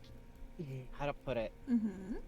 When I played the game, I went, hey, I really like this Joshua character. I know he's kind of acerbic and weird, but he's my new partner character now, so surely we're gonna be friends and there won't be any problems. And that worked out great, huh? And that worked then out when I great, played huh? Danganronpa 2, I went, oh, I get it. This guy's joke is that he's kind of like the first game's protagonist, but now he's like a sidekick character. He's really friendly. I like him a whole lot. And that worked out I great have a too, curse. huh? I have a curse. I have a curse. What, Here's did... the worst part. Sorry, go ahead. Jake, they did actually You put... Go ahead, sorry. They actually put BB into Kingdom Hearts. BB was a major player in Roxas's story in Kingdom Hearts 2, actually. Ah, go figure. Yeah, BB is cool. You're saying that? Also, the reason I made a noise is because Ruby Bloom assassinated me with the phrase, you got Nagito'd. God. Well, gee, I don't see why you wouldn't trust me. Did you realize his voice is mostly just a breathy voice, and I'm working very hard on not actually starting to practice that one, because there's a limit on how cursed I can be as a human being! Is there? Is there? Is there a limit, Frankie? Is there? Are you sure? Are you sure? Given into despair yet. Yeah, there's, BB is friends with, Ray, Fu, and, Cypher. Fujin Raijin. Fu is one of my early oh I'm gay characters. She's very cute. Okay, I have to Google a picture. What's the name again? Fujin, F-U-U, or F-U-U-J-I-N. Look up Fujin Kingdom Hearts. Because she looks different in her game, and I don't know a lot about her in her game. Oh, this makes a lot of sense. Yeah. Yeah. She is cool. And she's wearing some cargo shorts. Yeah, she is. It's so cool. She's about to whip out a screwdriver and fix a chair at the bar for you, huh? No, I'm about to fix a chair for her. I want to build her a house. Oh, you're gonna make her a nice deck that she can sit on. Yeah, I want to make her a nice deck and a very solid chair that we can drink coffee in together in the morning. So I understand. my cool wife Fujin. Side note, it's worth noting that I was like, how to put it? I'm the one who was a fan of Nagito. I never stopped liking him. He sucks. That's only the way you can admit that to people. It's about on the same level as being a Vriska stan. But also Nagito did nothing wrong, so... Sorry. I just felt like while we're talking about baby gay crushes that are like terrible ideas... No, that's perfect. That's perfect. It's only fair. He did try to blow up he had a very good reason for trying to. He actually had a good reason for trying to blow up the island. Listen. They're not like reasons anyone has to agree with. But he had good reasons.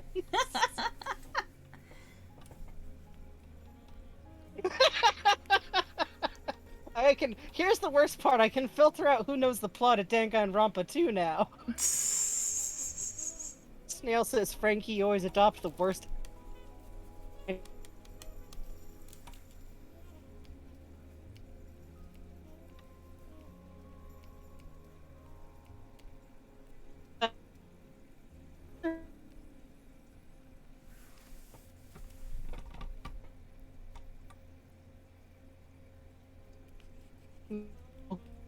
No, he's a shitty character from like a really edgy game series, but that always kind of bothered me. It's like one of those things where you can tell that the original meme was probably done by someone who's a dickhead, and then it kind of just got bounced along by people who don't know those details. Mm-hmm. Like, probably not meant any harm, but... Yeah, absolutely. Why are people talking about a titty typhoon? You know, I don't know. Oh, was my audio messing up? Sorry about that, y'all.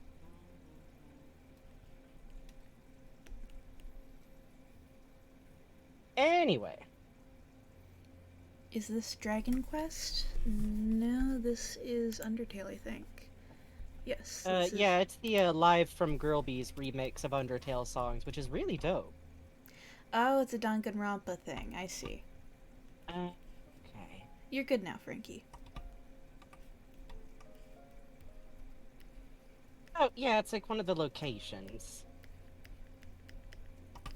Let's see. Actually, if he's trying to make a good impression, he would probably keep his hands folded and down here. He's doing the, I am not carrying any weapons. I am so normal. I am neither shooting fireballs nor growing to enormous size. Let's see. And he's sitting on a stool. Cute. I think I mentioned before that I'm of the opinion that Bowser can just vary what size he is at any point. Oh, I like that. Okay, what do we think the minimum of could you have a game with a playable Bowser who has the same shrink down when bonked effect as everyone else, and would he still be, does he just shrink down to like sprite sized? No. Next to Mario, is he like half a head taller, like in Mario 1? Or, not well, you know what I mean, Mario World, the early shit. He looks like this. Yeah, like, barely taller than a toad. Oh, 2 apples tall, Bowser! Oh, hey, didn't you figure out Ethan Winters is like 6 apples tall? Yes! So the dude who does Boundary Break put up a photo of what Ethan Winters looks like from the outside next Hey, to the Leon. Duke. Hey, Leon. I think he's meant to be normal sized, like fairly average size. It's just that it's hard to realize that the Duke is a mountain. He's a really, I know everyone's like, hey, Lady D, haha, big lady, but the Duke's giant, y'all!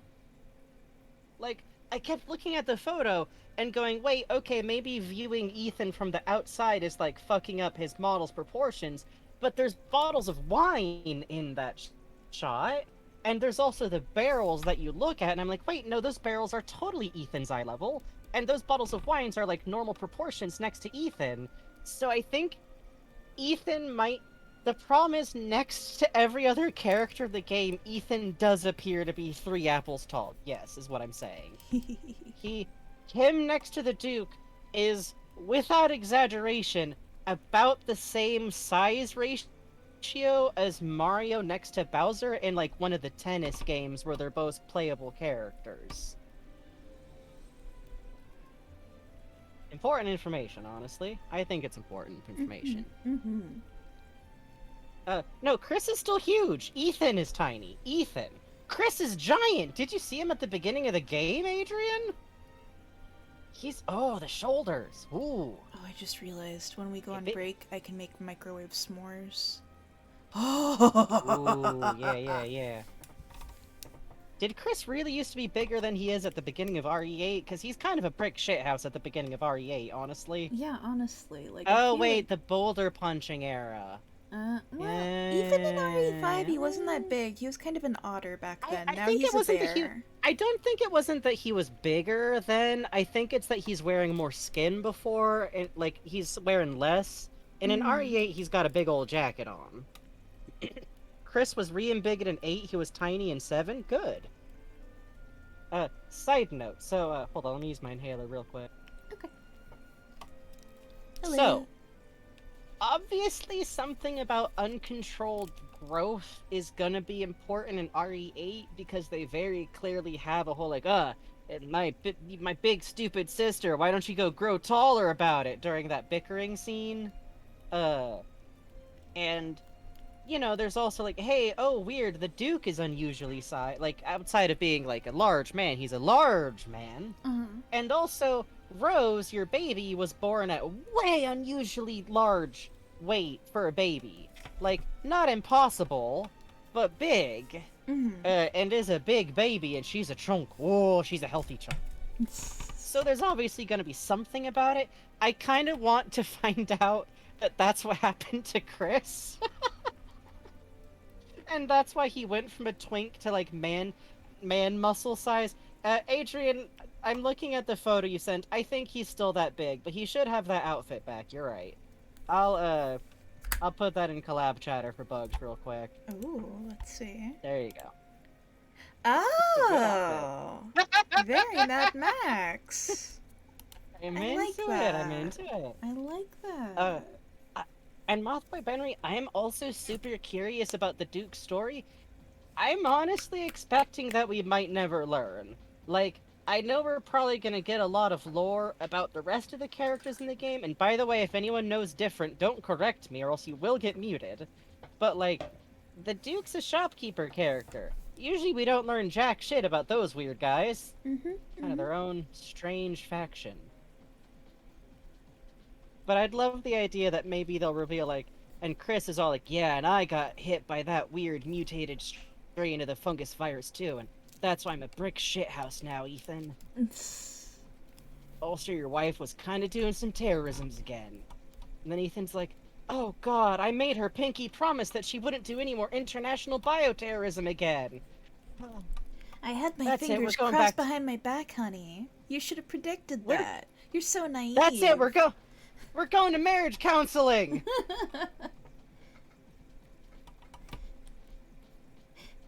I know my wife did not eat a cheese. I've seen her.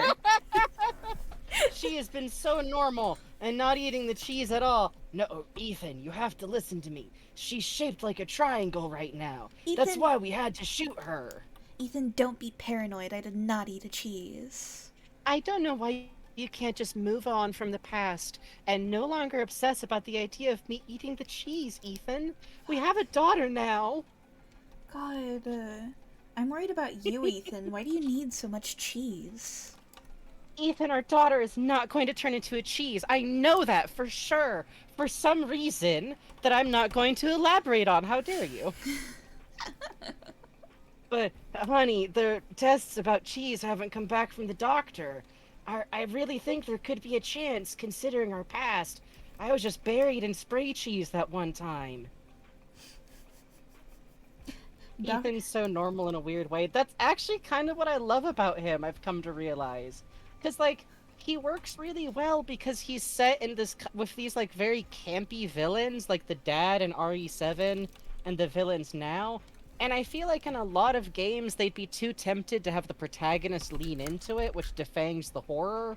If he was like, oh yeah, we're doing rad chainsaw duels now, pachoo, yeah, like Duke Nukem style, it wouldn't work. But instead, he just really wants to go home the whole time. Yeah, it's very good. Ethan desperately longs to join the PTA, and he has accidentally become a reoccurring Resident Evil character. Like, even Barry is a slightly weirder dude than Ethan is. Although I am rather fond of, there's this very It's the Resident Evil where they're on the island in Russia, and you get to play as Barry sometimes, and his kid is also like one of the main characters. It's actually very fun. I watched an LP of that from the Best Friends back when they were still a thing. That's where a lot of my Resident Evil. It's basically Super Great Friend and the Best Friends. A lot of friends. A lot of friends. A lot of friends. Does Mario look like a child or like an adult? He looks like Mario. Okay. I'm afraid that's kind of where that question goes. You could maybe lengthen his torso a tiny bit if you Yeah. wanted to knock back the problem. Yeah, that's it. I gotta lengthen the torso. I think that's where all the cheat on Mario's proportions happens, is kind of the torso. Yeah, there we go. There we go, there we go. It's tricky. It is tricky. He's very small. Do not pick up Mario. That's very rude. You have to ask. Listen. You have to ask me first. I might even say yes, but don't pick me up without permission, or I will bite. I will bite and I will kick and I will scratch you, and then you need to go to the doctor. You will have to get a rabies shot. I'm a Mario, and I have the rabies. Mario's mouth has more germs than a Komodo dragon. Please don't pick up Mario. He has so many bacteria in his mouth. Also, it's very rude. You need to be understanding of other people's bodies. Consent is important in all kinds of physical interactions. If you Leon says, Mario, could I please pick you up? I'm short too. I get it. I will be respectful. Okay, but only because you seem very polite. if you must pick up Mario, please make sure to support his legs. Please do not just scoop me up by the armpits. It kind of hurts. It hurts.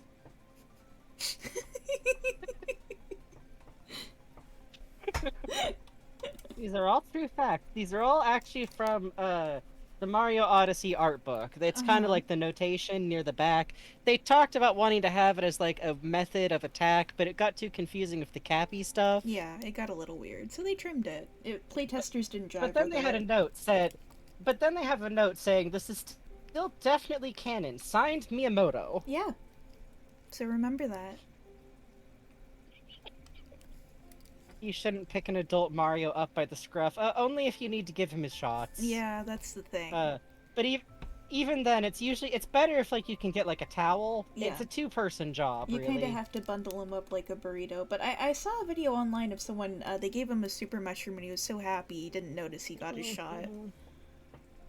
Mario, you have to get your shots. Rosalina just like, I kind of thought y'all invited me over for tennis. Mario walks in, it looks like an intervention. He's like, oh no.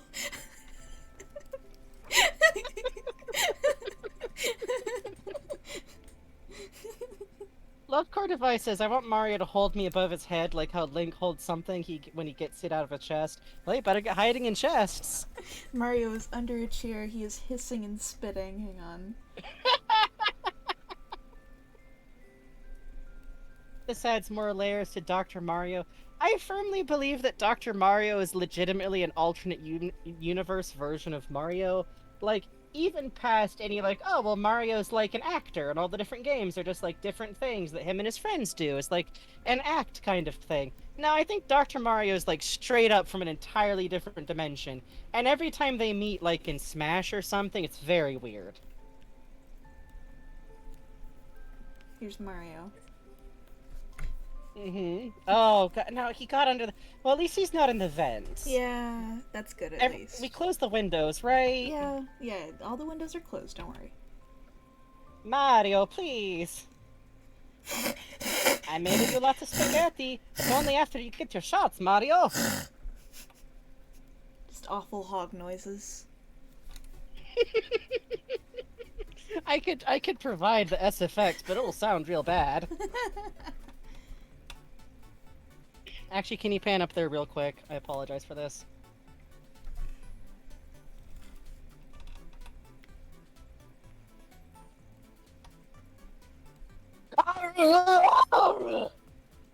Anyways, sounds just like that every time.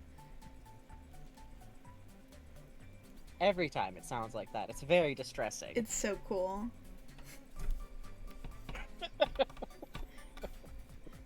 I get one awful sound per stream.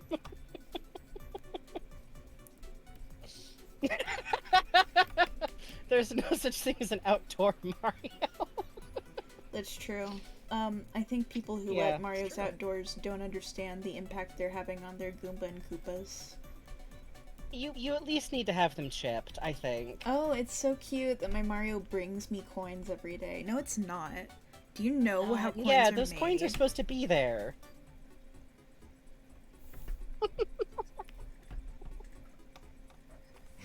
I like that Cream the Rabbit is looking onward. She loves watching Rabbit She's Mario. there too. He's about to get Well, hit with a tranquilizer Luigi asked her over to dart. help. Peach is loading the bear tranquilizer into her sniper gun right now. It's so sad. Also, Axeman Rose says if someone made that noise in the dead of night, I would never sleep again. I'll be honest. I might tell my parents that was a cat. Fine, it's fine, actually. She's being very careful with the aiming. This is why the barrel's right at his head. Execution style. Yeah. That's actually the most humane way It's to the do most it. humane way to get Mario his shots. He has very thick skin, He so... does.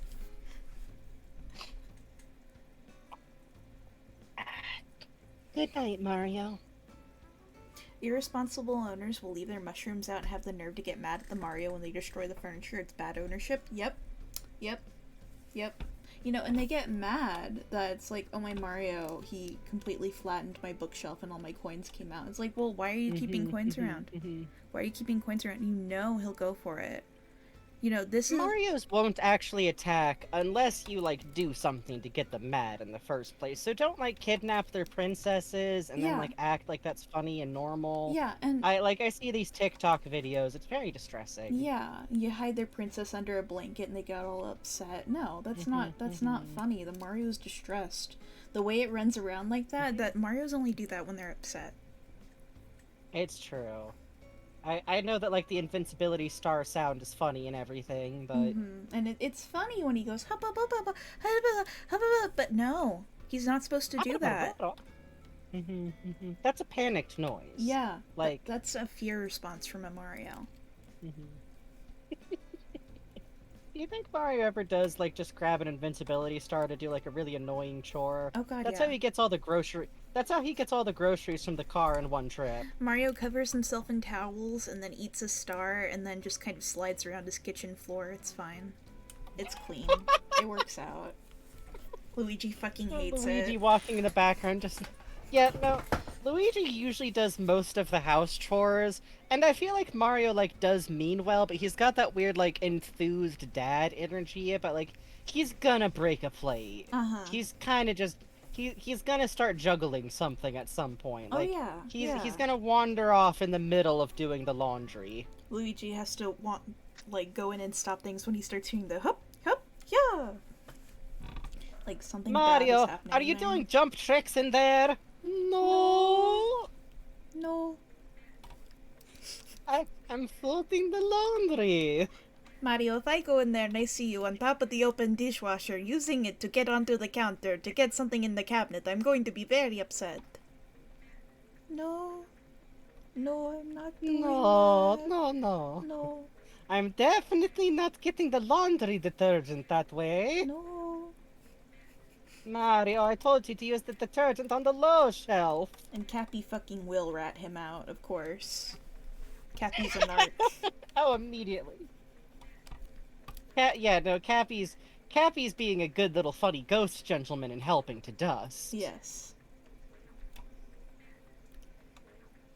He's up taking care of the lighting.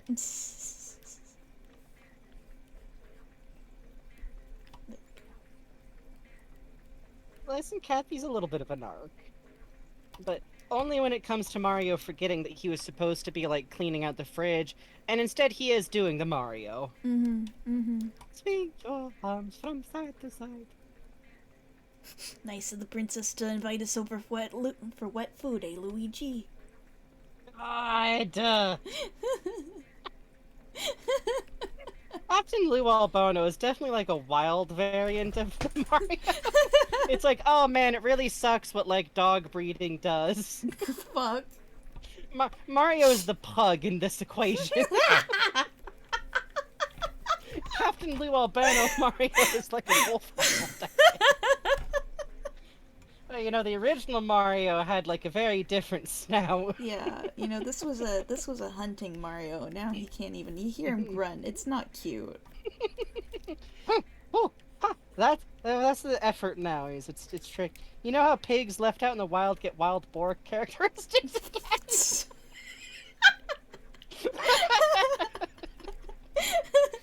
Is CDI Mario like a wolf dog equivalent? Oh, Yeah. I think. I don't know. Yes. I think that's almost like. I could also see that being like the mutt equivalent here. God.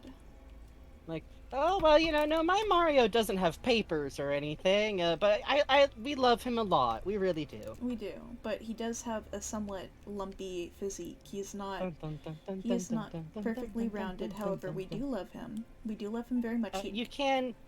He is a little bit artifacted, just a little bit, but like we're taking him to the vet.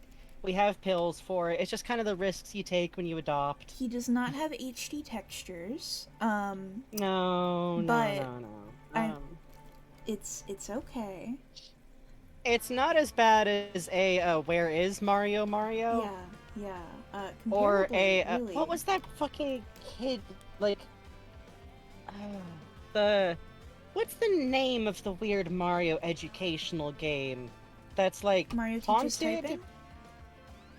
No, not Mario Teaches Typing. The one where the Mario is level Missing? of games is literally all the. Mario is Missing is the first one I was talking about. This is the one where there's literally like pre-recorded kids going, "The cow says moo" type stuff. I've never heard of this. That's scary. This is a dark variant. Luigi's a person. He owns an apartment. Yeah, what's wrong with you? Luigi's not an animal. Yeah. Oh, okay, yeah. You know the one that I mean. That's like, it's this weird educational game that's just like the most Mario's just kind of slapped in there type game possible. It haunts me. It haunts me.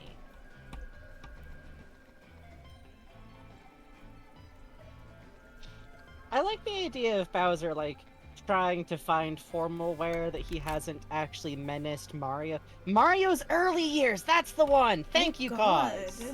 What the fuck? It's real weird. It's really weird. I've never heard of Mario's early years. That sounds fascinating. I'm gonna write it in collab chatter so I remember to look it up later. Mario's early years. Anyways, I just like the idea of Bowser having to be like, okay, what's a nice outfit I can wear that I haven't menaced Mario with before? Have I menaced him in that suit from that one ad where Kiaru Pamu showed up? God. That was a nice look, right?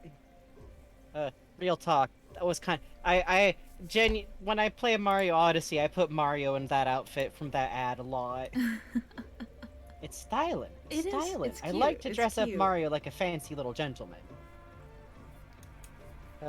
If we ever do play Mario Odyssey on stream, I will spend a lot of time dictating funny little outfits to Bugs. Please, that would be very good. Where does Wario factor into Mario Care? Wario is feral and/or a dark nature spirit who represents the extant nature of decay and its part in our natural cycle. And also he likes the funny garlic. Wario is onto those little bug-eyed chihuahuas you see that are so fat they kind of can't move. God. Don't put Wario in a purse, though. I know that people have done it before, but he still is like, you need to let him, like, run around. Have you ever seen, in California, I guess this is more of a thing, street poodles? Poodles that have escaped from homes and become feral dogs? What? Holy shit, that sounds terrifying. Yeah, we have those. They're mini poodles. It's not so bad, but the thing is, you don't anticipate they turn brown at the tips. Oh yeah, because they're not getting trimmed anymore. Yeah. And they're getting like dirty. And they do not like people. They do not like No, people. that sounds. That sounds. That. I think that's how DePiglio was born. Yeah, so. I think Wario would be one of those. I think so. I think you're right. And I actually do have thoughts about the Mario lady characters, which is that they're all very cool and I like them. And Captain Syrup should come back. Ah, shit. Yes, big agree. I dropped my pen. I think we need for Princess Peach to have a weird rival, and I think it should be Captain Syrup from the WarioWare games. I think that would be nice. I think it would be a nice Like- time.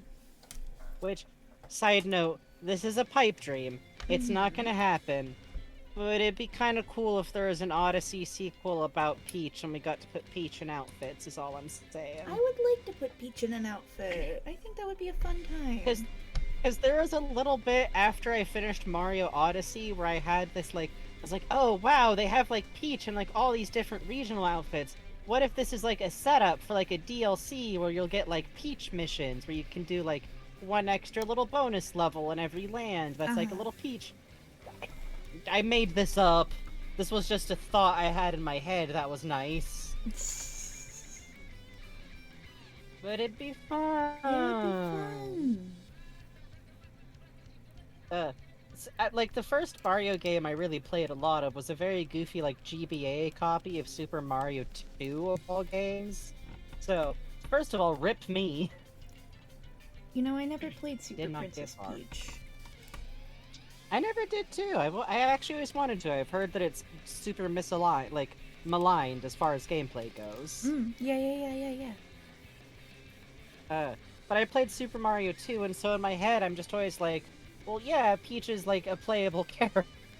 Yeah, Super Mario 2 Should was my be. favorite as a kid. I wasn't good at it, but I played it a lot because I owned it. Let's see, Luigi's head looking a little too puffy here. Let me fix this. Man, this is really one of those Splatoon songs that like activates the old kill instinct. Yeah, right? I feel like every time you get this song, everyone goes feral. Yep. Big agree. Like, when the shanty hits, we are painting. Though, usually when I'm doing, like, my best numbers in Splatoon, I have the music completely muted. I'm listening to, like, murder podcasts. Yeah, that makes sense, but also I can never do it. My ADHD brain is completely occupied by Splat and, like, maybe a YouTube video in the background of an LP I've already seen before. Let me redraw this head, actually.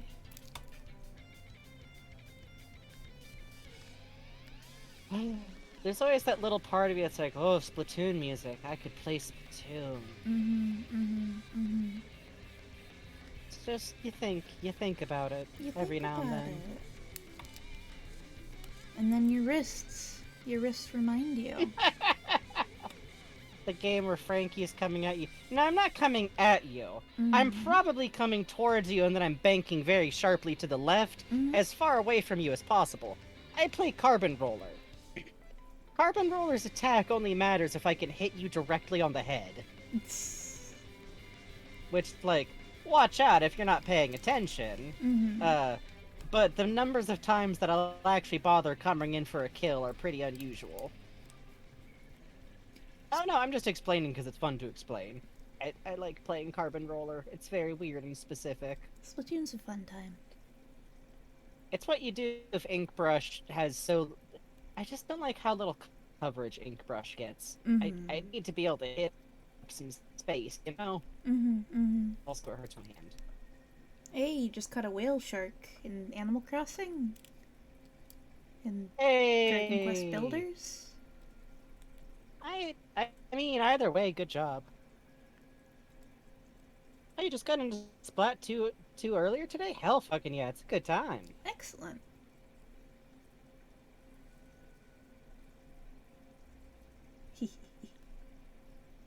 You can catch a in whale the shark crossing. in Dragon Quest Builders, and the camera doesn't pull out enough where you are to show you how you caught it. So you see your character's little hands and their legs, and then you see, and this is the area the Switch screen takes up. This is how they handle it in Dragon Quest Builders. It's a fun time, particularly if you catch the jumbo whale shark on top of that. And then Malroth is in the background going, yeah! Wow! Yeah! Good night, snail. Good night, snail. Wow! Wow! Yeah! Yeah! Woohoo! Wow! Yeah! Yeah! Wow! I love Malroth. He'll just do this as long as you. Malroth loves catching fish so fucking much. It's great. It's like one of his favorite things. He will just stand there and cheer you holding fish up all day. Yeah.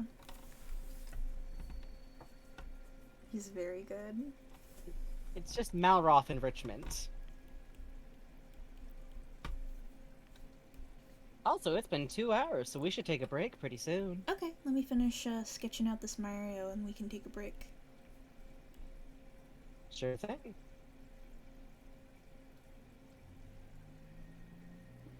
Malroth do love fish. And having a fight with the lads. I think we're just on a music track that's very, very quiet. Oh, Yeah, this is one of them Pikmin ones that Bugs leaves in here that's functionally the sound of a fairy tinkling in the distance. listen! I like Pikmin. I know. They're functionally invisible. Good night, Plasmir. Thanks for hanging out. Good night, Plasmir. Hey, Bugs, are you ready for practice? Bugs, you have to practice the song now. Okay. Bugs, your Okay. father built me so you could practice the songs. You know, my father built you so you could be my friend. A, B, Because I had no friends A, when I moved to B, Parappa E, Rappa X. Town. uh-huh. A, B, B, X. Practice the song. Okay. Good job. Th- Oh, thank- you're done already? Are you sure you don't need a few more? sure. Okay. I'm sure. Thank you. Thank you, Sea-Boy. I just kind of lose it over the fact that this character exists. Like, I know that it's just the style of the game, but the fact that he's like some kind of conscious entity is distressing. Well, Parappa's father brought him to life. Yes, Parappa's father literally built him a special robot boy to practice his raps with. Mm-hmm. Because Parappa had no friends. I guess so. I think, actually... No. I'm thinking of Parappa's sister and her little automaton in the anime. Oh, yeah! Yeah. Oh, she's a cute character. She is a cute character. You know, the official Parappa web calendar... Does she not? Huh? Go ahead. Oh, the official Parappa web Does she calendar had a exist? render for her. Does she exist in the games at all? So the official Parappa desktop screensaver has a render of her and the fox and the other dog boy in the style of the game, along with the bullies from the anime. So, technically, Huh. Did Parappa's dad build another kid?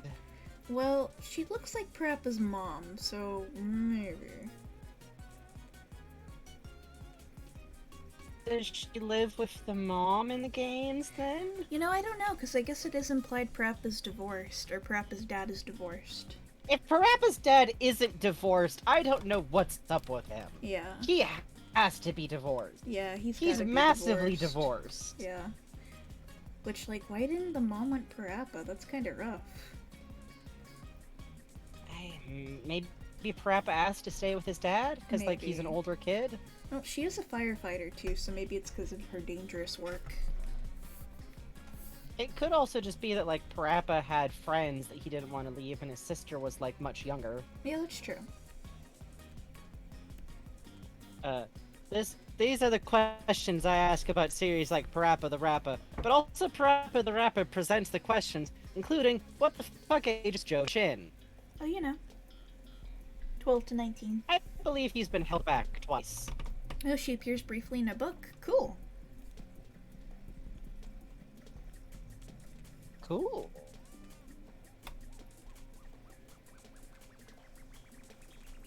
Almost done. Parappa is a mysterious series. No worries, I'm only quiet because my net's being bad. Oh, okay. I can never tell how choppy I sound on the other end. You don't sound choppy at all. What is my Discord? I have so many questions about how you handle my voice. I have to look at a picture of Mario really briefly. Hang on. His nose Sometimes you have to proportions are remember off. Mario. Remember Mario, okay, Trent? Please? Hold him in a locket by your head. And look very intently every day.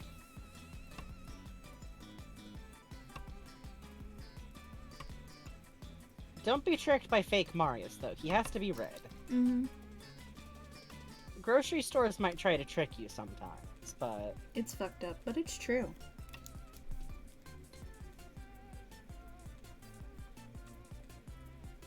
It's, you know, it's cheaper to use the yellow ones. Mm-hmm. Mm-hmm.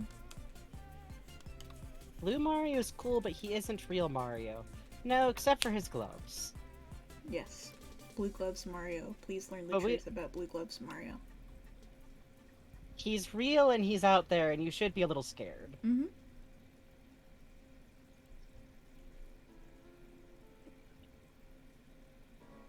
When I was a kid, my mom made my brother a paper mache Mario.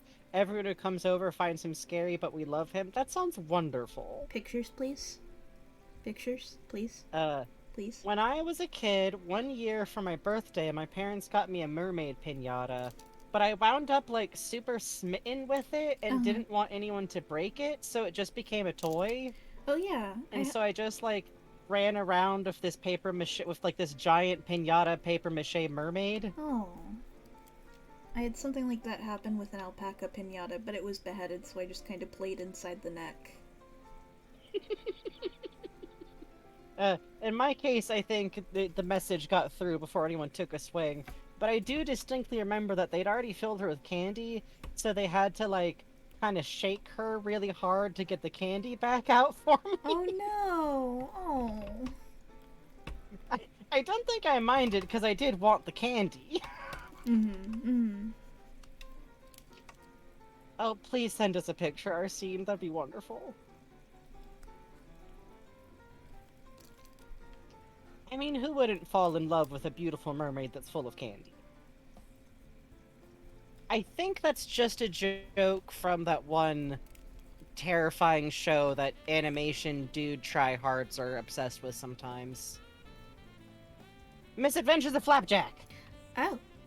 Oh, that was a good show. What are you saying? It was a good show! It's just some people overstress how good it was. And it gets on my nerves. And also, while it was good, it was also kind of distressing and not fun, and the characters were bad people that bad stuff happened to all the time. Mostly one of them.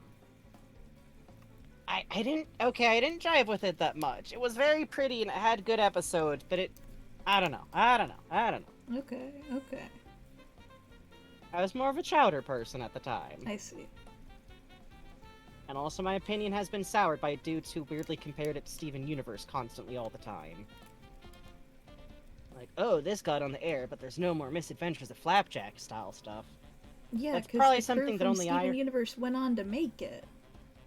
Yeah, but I'm simply carrying the awful message that annoyed me forever. I feel ya. I feel ya. It was a good show, but it needed just like a little more heart and a little bit less. This plot too is about an adult man tricking a child who loves him. Ha ha! Zing! This one's full of nightmares. Well, the nightmares are pretty good. But a Candy Wife is what I was remembering. Oh, Candy Wife was cool. Candy Wife was pretty great. I appreciated the haunting uncertainty of whether or not Candy Wife was alive or not. Oh yeah. Also that one episode of the Angel Wish creatures. Do you remember the Katamari part of Chowder? Dimly. Oh yeah. Yeah. I think I remember that episode. Chowder I actually liked a lot. I don't know what was different about it, but it was more upbeat, kinda. I know what my issue's been. Luigi has a weak chin. Mario has a strong chin. I've been drawing Mario with Luigi's chin. Oh, yeah, that'll happen.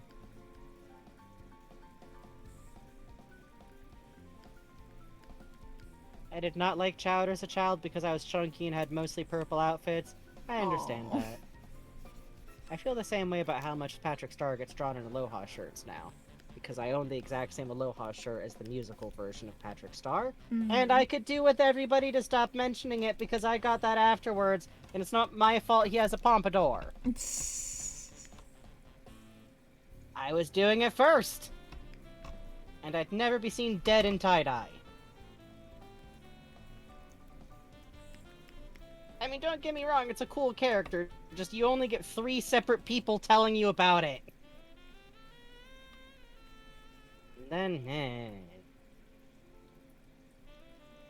Also, I will say that Chowder just always makes me think of that one remix that's just, you take the moon, and you take the moon, and you take the moon, and you take the moon. Because I get that stuck in my head constantly.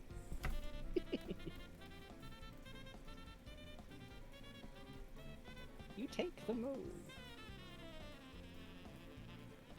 Have you tried taking the moon? Shit, not yet. Bugs, I thought you had it. Huh? No. Did you have the moon? Shit. No. The fucking Gru dude's got it. Shit. Yeah.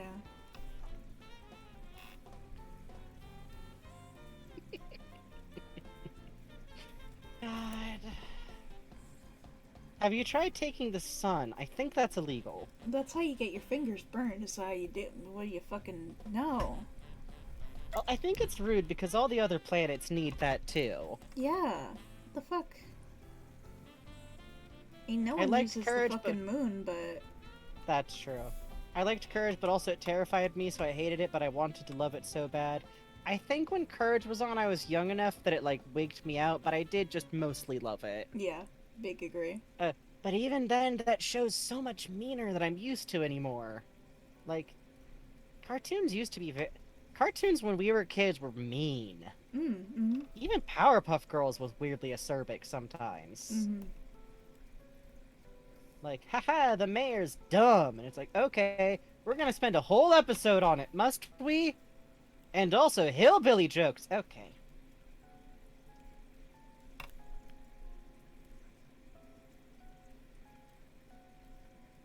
Ed, Ed, and Eddie was... I feel like Ed, Ed, and Eddie, like, is a little hard to watch now when it's mean, but at least it felt like just other shitty kids. Mm-hmm. Like, it's... I like it being a little bit less real, but at the time when I watched it, there was something I liked about that. Also because I never grew up in a suburb, so I found it vaguely exotic.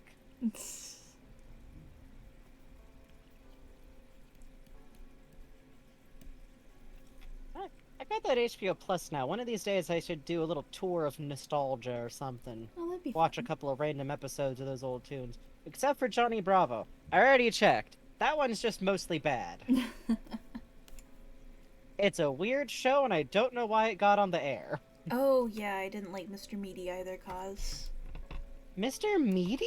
I don't remember that one. That was the one on Nickelodeon with the puppets? Nope, total hole in my memory. Google I'm gonna image Google. Mr. Meaty. You're not... This is a frightening thing to Google. Oh god, an autofill came up and I don't like the- Whoa! Oh no! No! No! Frankie, do you like the character design in Crank Yankers? From what? Crank Yankers? What if that was for kids? No! There's some upsetting Google image results here. Oh no! Oh!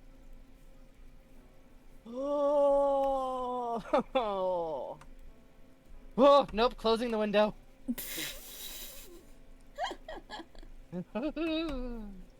Oh. Also, Love Cortify says, I feel like Courage was kind of mean, but also full of heart. Yeah, I think that one worked because the core of it was that Courage loved Muriel very much, basically. Mm-hmm. And he encountered a lot of characters full of love, like the cat and the fox, you know? Yeah. Oh my gosh, that episode that was lovely. I Mm-hmm. think it's mostly just like the computer character that caught me off guard the last time I went back and looked at that show. Like, Oh ooh, yeah, yeah. That was pretty. Yeah. I just basically a running gag where it's just like, and they're mean to courage. Like, huh. Oh wait, God, I just remembered what episode it was that I like watched again as of the last couple of years. The banana episode. The banana one. Yeah, the one where they accidentally go to the future and it's been taken over by sentient bananas. Oh yeah. Oh my god, Adrian And has there's the like the "you're banana not cult special" thing. emote. Oh, you're not perfect for Melody, of course. Oh, that's beautiful. That's horrifying. Yeah, that episode specifically is very horrifying because it's one of those things with like a lot of technically child-safe murder. Ooh. So that's fun. I know I said Hey, I'd take we're a gonna break. take a break. I know. Let me rough something out. Fine, you get one more roughin'. You get one rough. You stuck a second one in there. Listen, it's part of the same sequence. It's not the same thing as this drawing.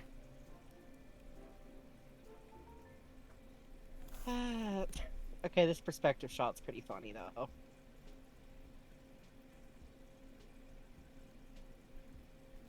You know, how long did it take Bowser before he ever actually saw Mario or Luigi's face? I feel like he's mostly been seeing Hat. Oh god, you're right.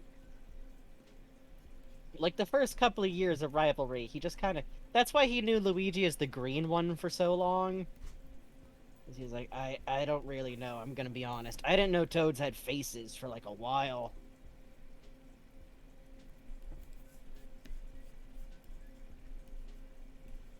Nosferatu from SpongeBob fucked me up more than Courage. Oh, I was my like 10 when God. that episode came out. I just thought it was funny. Nosferatu. Nosferatu. They replayed that episode a lot back They in sure my day. did, yeah. It was like one of the most replayed. Like I feel like I had that.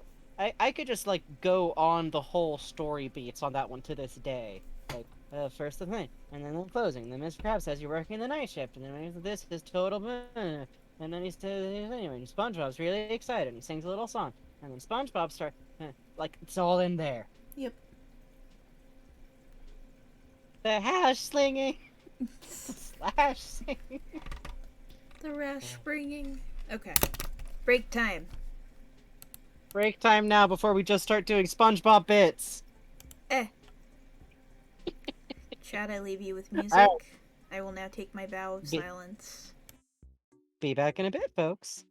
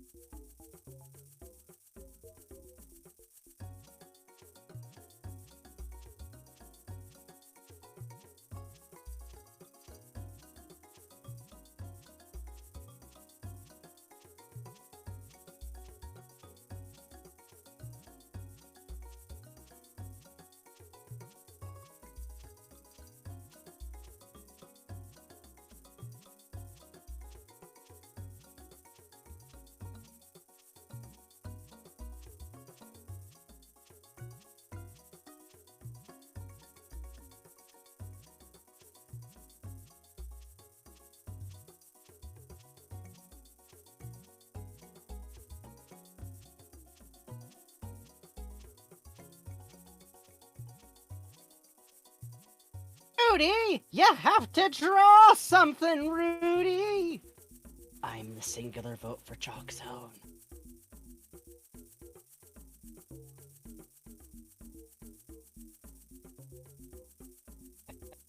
I'm still eating, but I had to do that.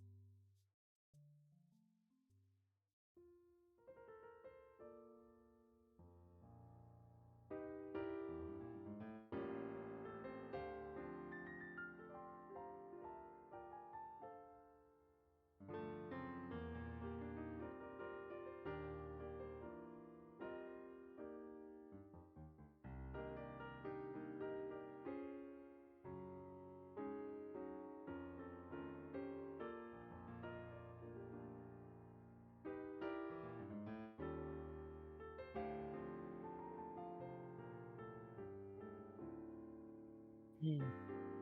So nice.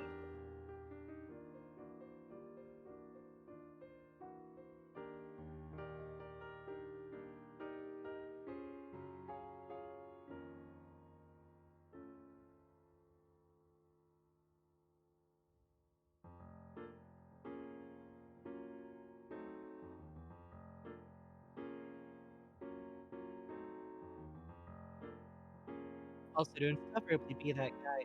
I was kind of cracking up seeing Foster's Home in the last one, because to me, Foster's Home for Imaginary Friends is like a different era class than Powerpuff Girls and Dexter's Lab. That's the beginning of the Flash era to me.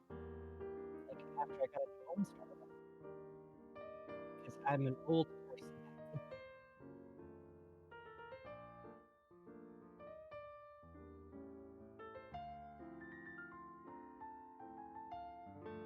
Oh no, no, I get that. That's why I'm explicitly saying I'm being a ridiculous old person.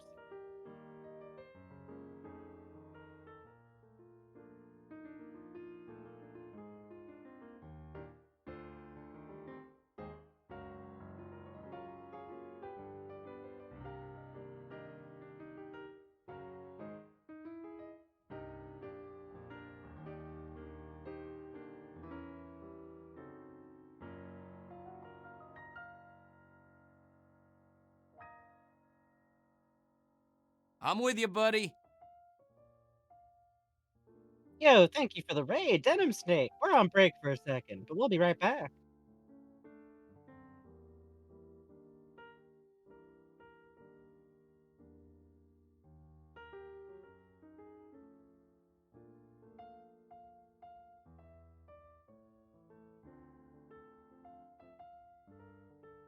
Small break to put food in the bar.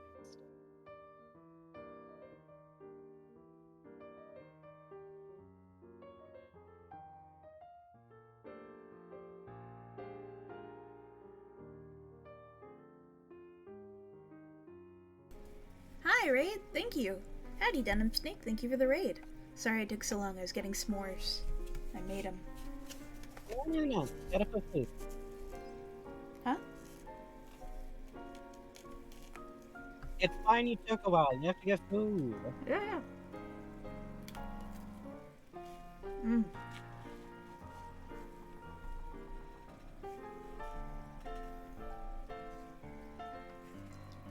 See, I'm like 30 and a half to be specific. So I was literally like of the age where I was a toddler, like when the Elmo craze happened. And Powerpuff Girls was like, I didn't have access to a lot of TV when I was a kid. But when I got to see TV, I would see like the Powerpuff Girls and lose my shit about it. Side note, I think the fact that watching cartoons was hard for me is part of why I wound up the way I do. Because I just watched whatever we did have to death. Let me see what the song Would like two obsess songs about ago it. was. The song 2 songs ago Fair enough. was Pinata Village. Ooh. Pianta Village from Super Mario Sunshine. Nice. And for me, like, I look back on that and I was like, oh, I was obsessed with Buttercup because of gender, huh? Like, otherwise, I was like a shy kid who like read a lot and would just sit in my treehouse in the woods, like reading comics. I like sewed. I had plushies. I was never any kind of like, oh, rough and rowdy tomboy who's gonna play a sport about it, and I wasn't that. But also, tomboy was the only word available for like a trans mask kid in the 90s. Yep. You didn't really have other options for like, well, there's something up with me, and the adults have definitely noticed, but they're not sure what to do about it either. So I guess I'm a tomboy. But in retrospect, I also had a Bubbles doll that I really, really, really loved, so... That's sweet.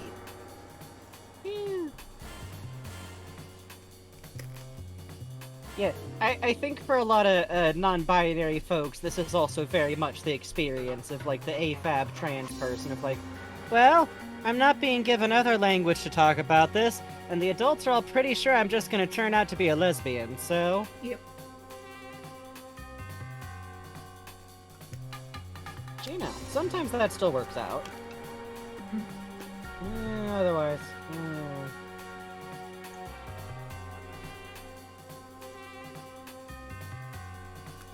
This is extremely fucking healthy chocolate. I apologize. Ooh. No. We're on break still. Sure. I've like finally finished consuming like the noodles out of my noodle dish, and I'm just eating the deliciously black bean sauce soaked chunks of chicken. Ooh, sounds good. It is good, but it's rich.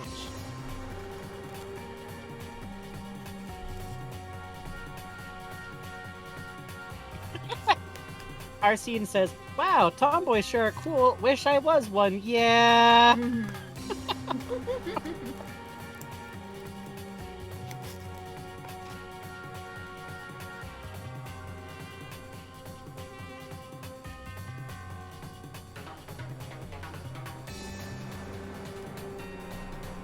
Honestly, the funny thing about all this is that my parents are like extremely cool, which is part of why I'm able to be like as vocal and open and like big about my whole thing as I am.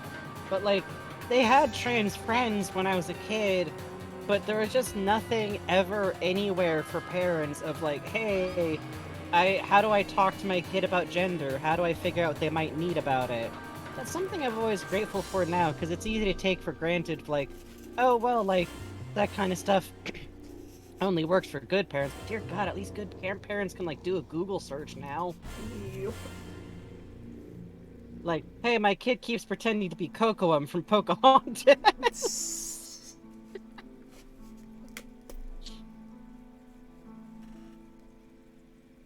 Kim Possible won. I gotta be honest, that's pretty legit. Oh, the Disney icons. Kim Possible, American Dragon, J. Claw, and Recess, The Proud Family, or other. I gotta say though, The Proud Family is pretty fucking boss. And Recess is I pretty actually cool, really love that. I really loved Proud Family when I was a kid. I think partially because I like the grandma characters. Another reason why it should have been more clear, I was just always a very queer boy. My vague obsession with, like, sassy grandmother characters. I don't know, it's just nice. I like it. It's good. I'm a furry. I think my answer from that poll would be obvious, you'd think.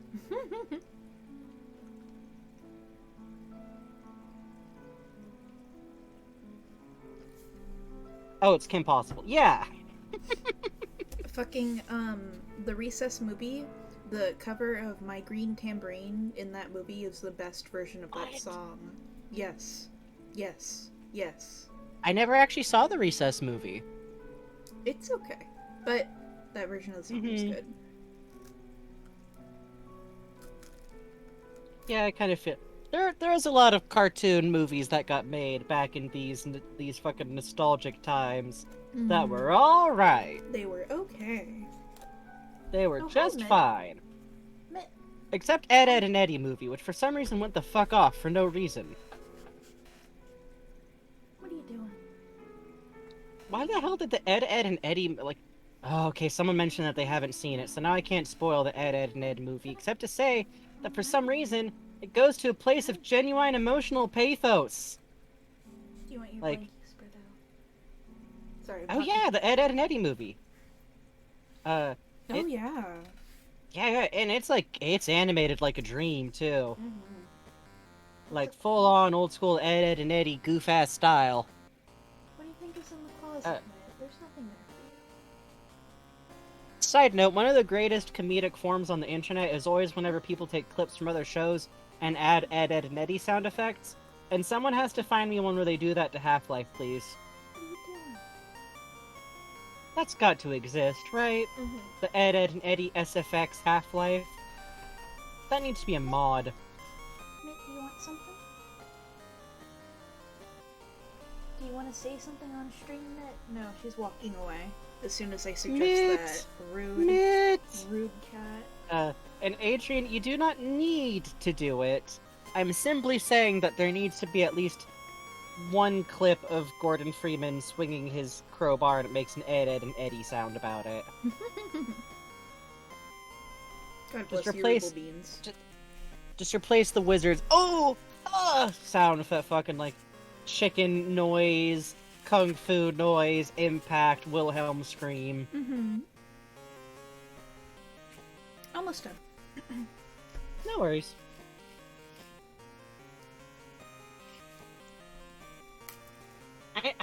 I was the exact wrong age to ever watch Wizards of Waverly Place, Mm-hmm. so all information I see about it always slightly startling.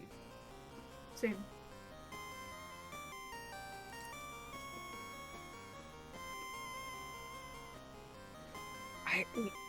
I have to say, I am excited. One day, Mount Molehill will return. Mm-hmm. Mm-hmm. Mm-hmm. Whenever the creators have time and are able to do it in, like, a comfortable way. Because, like Penny fucking Parker doesn't have enough on her plate, you know? But also... Fucking holy shit, Mount Molehill is such a fun podcast. I should swing around and re-listen to one of those soon. It's been enough of a grip. I want to hear the theory on the 13 years or whatever the fuck, and it's like weird. Oh yeah. I never actually saw that movie in more than like 20-minute chunks live, and I had no idea that it just ended with him leaving to join his feral mermaid mom with zero follow-up. Yep. That was a weird one. Yeah, that one kind of scarred me as a kid. I bet! I feel like it would, because it opens with body horror and ends with emotional devastation. Yep. Like, that movie had to have been made with the plan being to, like, film some kind of epilogue, right? I have, like, a conspiracy theory that I'm convinced that they meant to film an epilogue, but then they, like, ran out of time or money, or, like, one of the actors pulled out or something weird. Oh, best live action. Oh, this is... Lizzie McGuire, Drake and Josh, Phil of the Future, iCarly, or Hannah Montana. I watched none of these. I hated live action shows. I also hated the live action show, except I have to give one singular shout out to the shows that you left off, All That and The Amanda Show. Oh fuck! All That and The Amanda Show. God. And now, the Lobsters! Incomprehensible. That's also how we knew the Aquabats had stolen that one gag. Yeah. Please go to my website, amandaplease.com. I feel like the Amanda Show... Okay, but all of that, I'm gonna be honest, was always a little bit more solid. Even if, admittedly, most of what I remember about it is French lessons. That's true. They were both kind of Mad TV tier, but they were still pretty good. Je suis Bonaparte fromage! It's stupid, but I was 10, so... Yeah, exactly. Anybody wearing funny clothing in a bathtub, speaking French with unearned confidence, basically had my time already. Oh god, sorry, Arsene!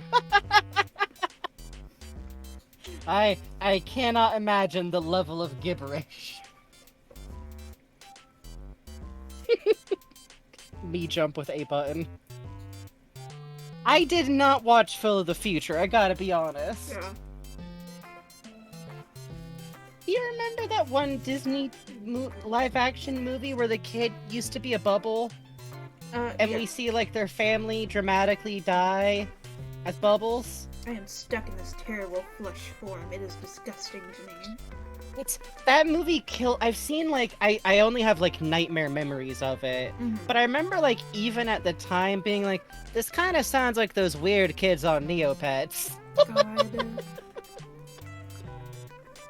Oh, Ned's Survival Guide was cute. I like that one.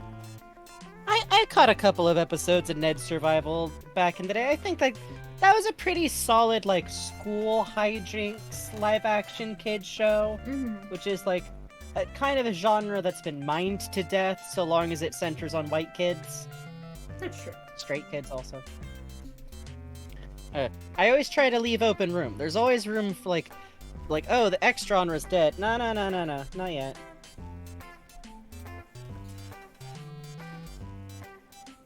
I thought middle school was gonna be like Ned's Declassifieds. I thought high school was gonna be like Saved by the Bell. Ooh, you know, I just missed the gap for being able to watch Saved by the Bell. I watched it. I was a little bit too young for it, Mm-hmm. but it was something I could watch on NBC, which is the only like TV channel we had when I was a kid. Mm-hmm. Which is why I watched just a lot of The Nanny, Mm. and a lot of Frasier, a I watched lot of a lot Frasier. Sabrina the Teenage Witch.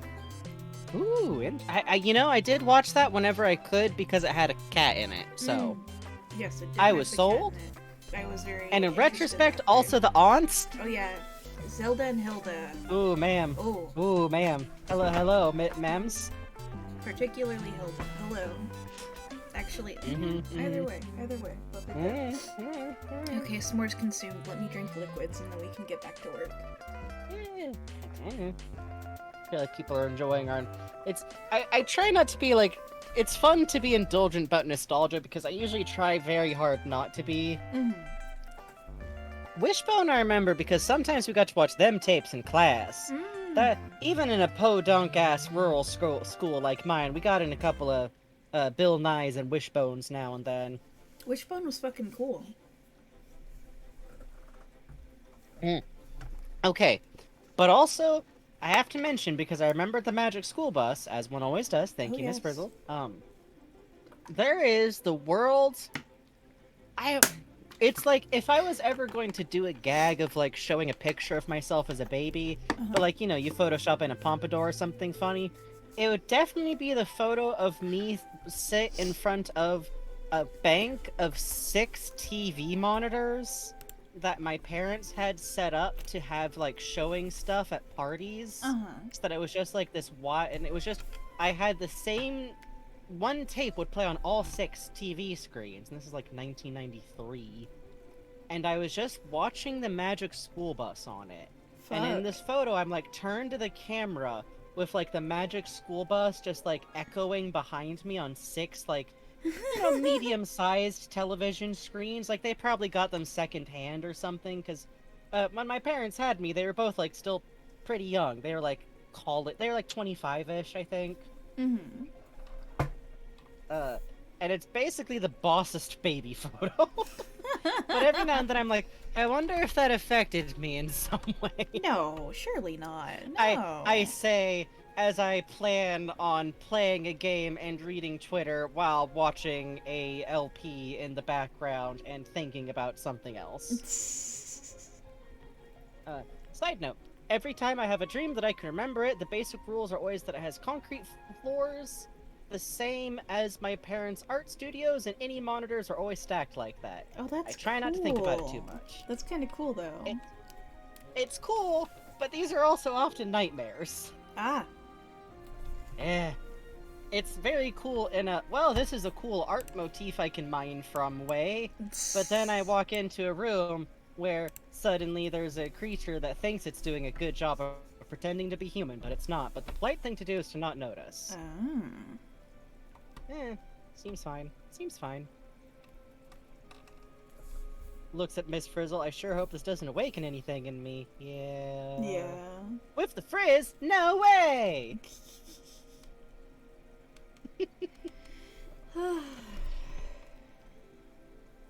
It's midnight, sentences are fake. That's true. That's true. Oh god, it is almost midnight. What the fuck? We Time. started late, yo. Time is wild. We're knocked. We got gnomed. You've been gnomed.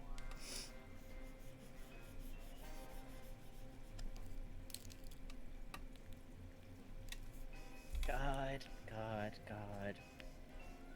But because we were talking about nostalgia, I'm now remembering like the weird era of the internet where like I see people talk about like how there was this earlier version of the internet that was like a lot freer and where a lot of it didn't happen like on platforms. And I do agree that like stuff probably was like a lot wilder and freer, and I kind of hope that we can like get personal blog type stuff back because it's interesting. But also the dearth of shit to do if you were a young enough kid. Oh yeah.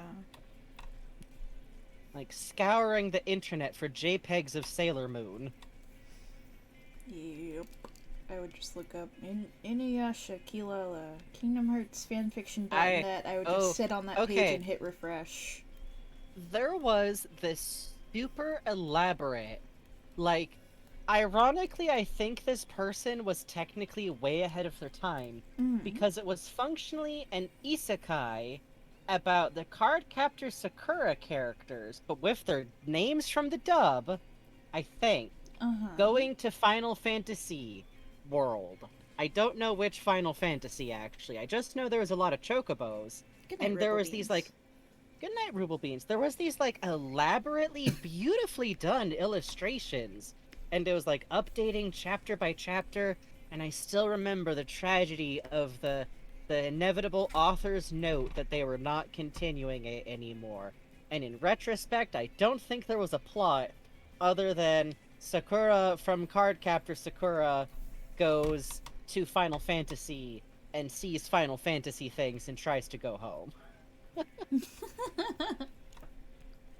But I think about it sometimes because now I'm like, damn, they were ahead of the curve, huh? Ew. Like, even in Isekai, I don't think I've seen something as interesting as, like, magical girl winds up in fantasy world, you know? That one's free. That one's free.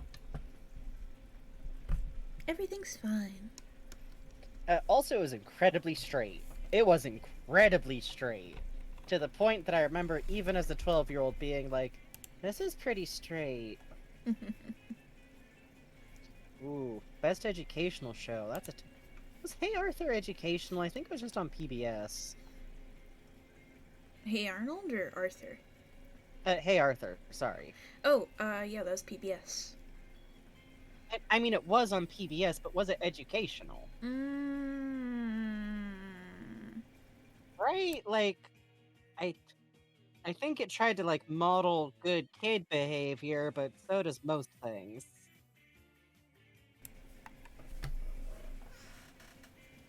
And honestly, Skybound Nero, the secret for isekai to be interesting is for it to be about, like, ladies or queer people, is my experience. Not that I've read a lot of trashy isekai about girls winding up in the plots of Otome games or romance in Korea, and winding and instead of just being, like, banished, instead they get to do something else. Definitely haven't read, like, 40 of those!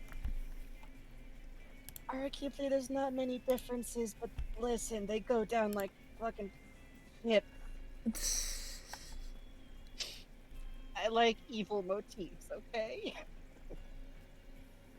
Also, manhwa authors get some fucking work done, Jesus.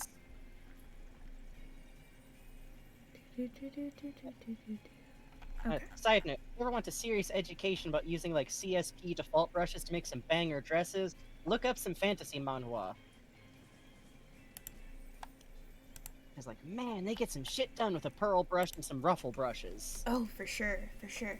It's, like, genuinely pretty dope. I love seeing that. Anytime I can visibly see a shortcut like that, I'm like, yeah! Meet deadline! It's been very fun seeing that with Chainsaw Man. Right? I love that. Yeah, we were poring over some of the panels of like, oh, I think that might be like a hash brush and then a leaf brush. Or this is a photo of a bush that's been split in the levels category at their highest ends, then gone over with a hatching brush. Legitimately, it is dope to see. Or like, have you seen like some of the stuff about Golden Kamui of like he's got folders of like pre-drawn hands? Yes. And he uses photo. He takes photo references himself. He goes like on research trips and uses those for backgrounds when he can. Oh, it's so good. Also, I'm taking a sip because Virtual Pet says so. I just drank some Calpico. I'm trying classic flavor Calpico, and it's not really my thing, but damn if I'm not determined to finish the bottle. I mean, I kind of feel you. Classic Calpico is nice sometimes, but once you've had peach... There's no going back from peach and mango and lychee. I could take or leave strawberry.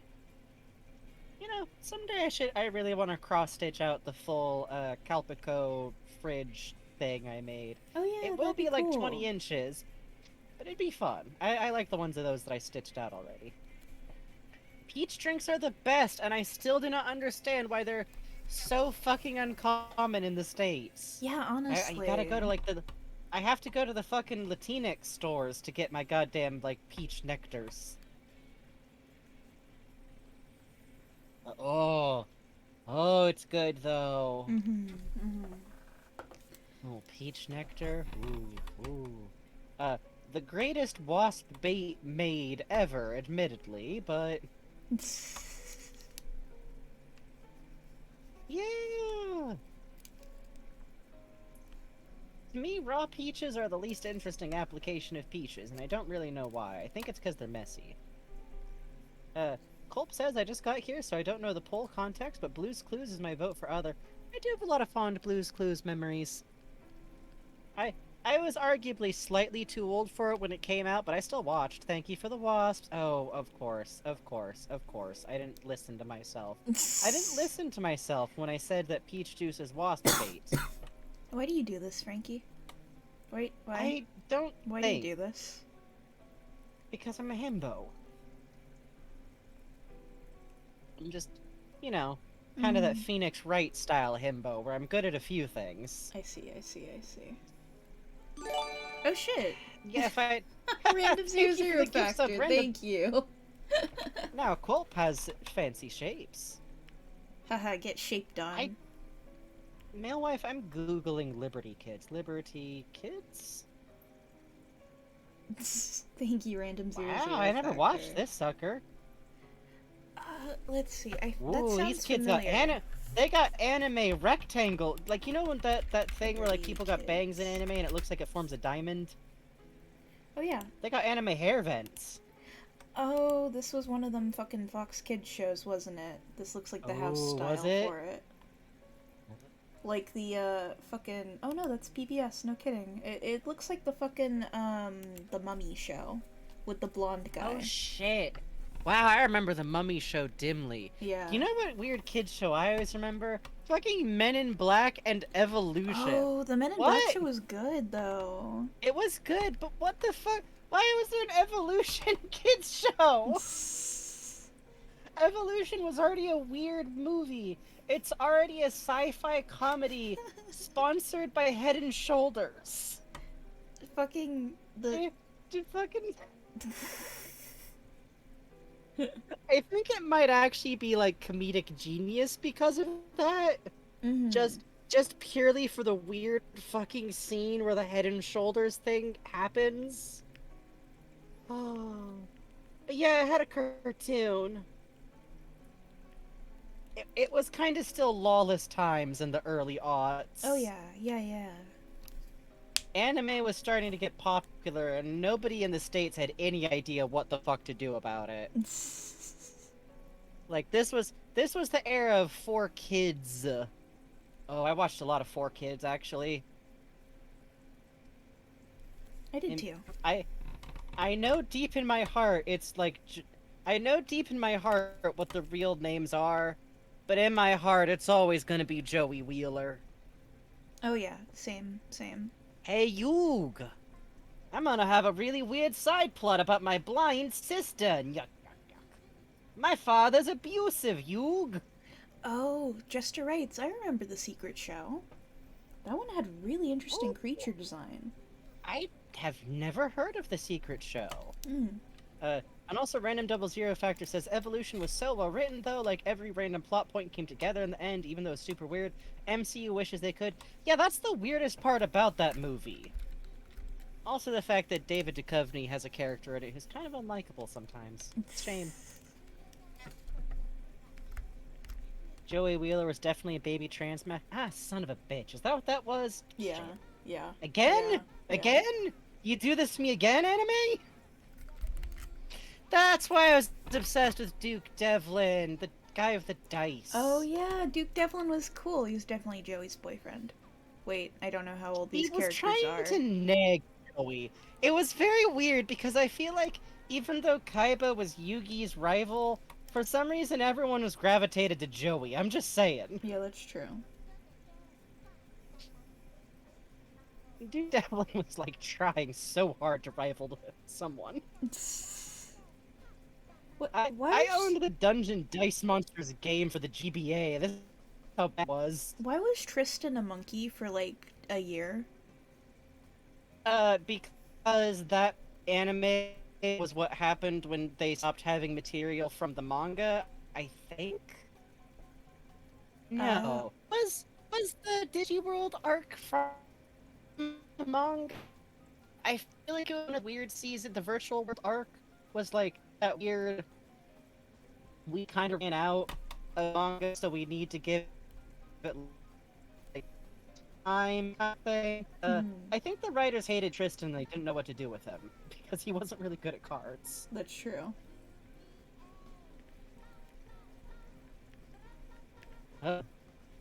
Uh, I did already know that Pegasus has a lot to answer for about my personality. Yeah. Yes. Maximilian Pegasus, definitely straight. Definitely. He has a wife and everything. Mm-hmm. She's dead, but listen. He's doing all of this for his dead wife, Yeah. obviously. It's the straightest thing in the world, really.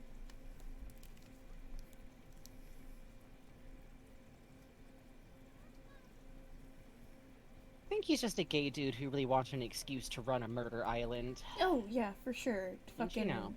He wants that, and he wants Roger Rabbit to be real and kissing him. Yeah. Am I wrong? Was he supposed to be American or Japanese? I think he's supposed to be a Westaboo. Was the whole joke about Maximilian Pegasus? That's what I was gonna say. He's definitely supposed to be like, oh Yuki boy, I've been to the real Disney World God. in Florida.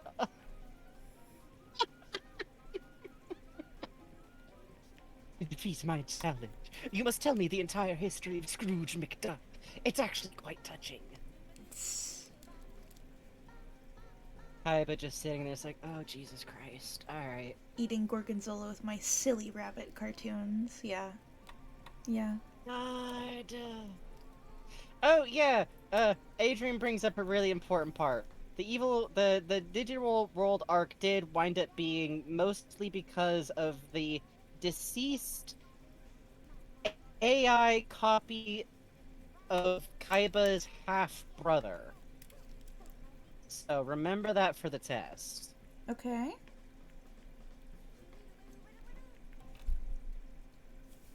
This is a Common Rose and a Jin from the Katamari soundtrack, I believe. Mhm. Yeah, Maximilian Pegasus was 25, which is that kind of hilarious anime age scaling.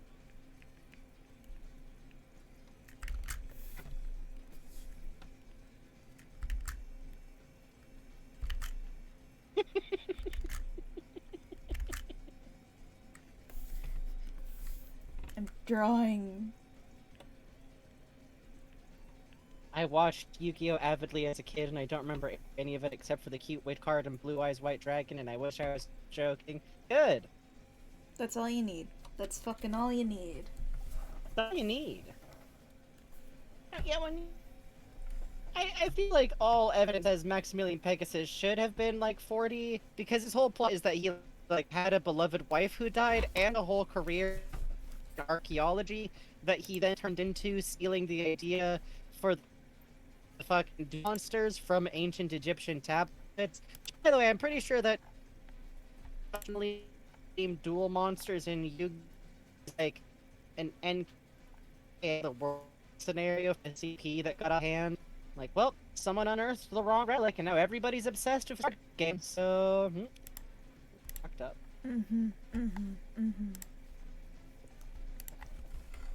Side note: I do hope eventually someone does a manga. It's just about a background character in one of those, like, weird competitive single subject worlds where everyone is obsessed with like, a really specific MMO or something. And he's just like, well, I'm on the baseball teams, so been getting weird.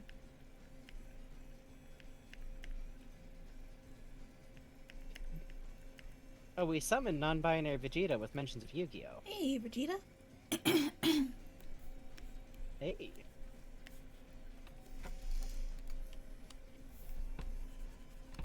Give me one sec. Okay. I'm gonna restart my. Yeah. Woo. Hello, chat. How you doing? I don't remember anything about Yu-Gi-Oh! I used to have a deck that was insect themed, but it was my local Pokemon trading card league that I was involved in. A guy made me a deck, which was very sweet of him, but I ended up not really being into it. I did like the Dark Mammoth card though, that was cool. Yes, Weevil Underwood deck. Get my ass. It's windy!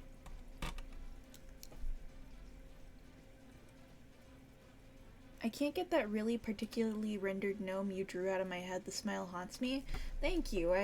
That's somewhere over here. Hang on. Not this one, not that one. Not that one, that's a doggy. Here's a side angle on the gnome when I was trying to figure out how the gnome would look. Laundry. Not that one.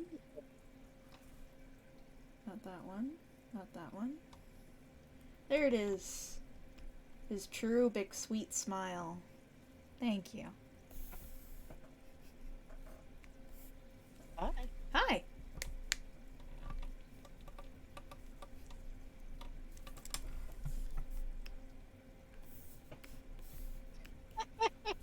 Sorry, my internet's working well enough to actually see what you're drawing now, and fucking Bowser being deeply hand shy about Mario is very funny. Oh, thank you.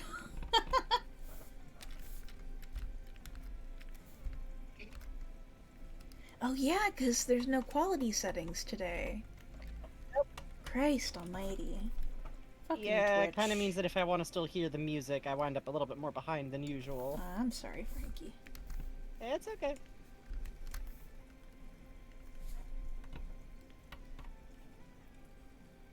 We should probably wrap up a little bit early tonight, even though I know we started a little bit late, too. I think we're both running a bit low. The music's super quiet, according to folks. Oh really? Hang on, let me turn I've it. actually been having that on my end, too. Okay. How about wrap up at 12:30? Yeah, it sounds good. Okay. Let's see. What's next on the list? Yeah.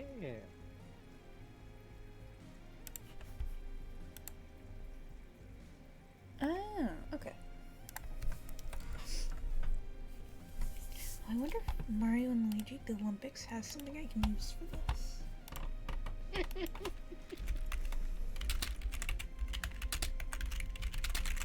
I kind of love the Mario and Sonic Go to the Olympics game because they're so weird to have exist and for there to be multiples of them. Yeah, honestly. Oh boy. I wish that like if we could play those multiplayer like on the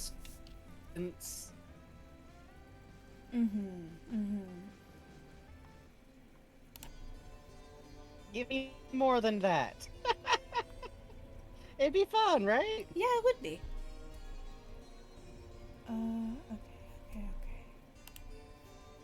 Okay. I will insist on playing Bowser in sports that he is completely unsuited for because I want to see him do gymnastics.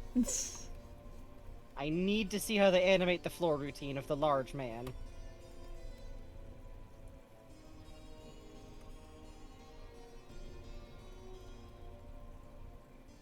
Like, at least Robotnik's got knees.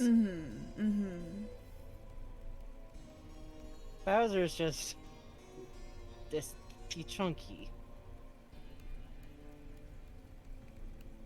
It's like how every time I play Mario Kart, I just kind of want to play the big guys, even though I don't actually know how to play Mario Kart very well. Yeah. And Killer Lesbian, absolutely. Absolutely, yes. Fan art does not need to be of us, so long as it is of the stream or stuff that happened in the stream or inspired by something we said on the stream, that's totally kosher. Yeah, totes.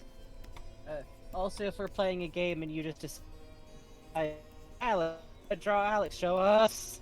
Please, Show us. please, please. Peace.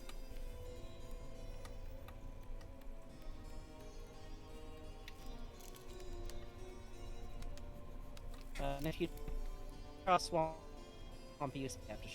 Mm-hmm. That's law. It's very important. How to play Mario Kart Zoom? I mean, I try, but then the game tells me things like, "Hey, maybe you should slow down when you're trying to take corners," and I go, "Huh? Why would I do that?" Gas, slow down, forward. Oh shit, wait, no. Hmm. That one is extremely Oh. DMCA.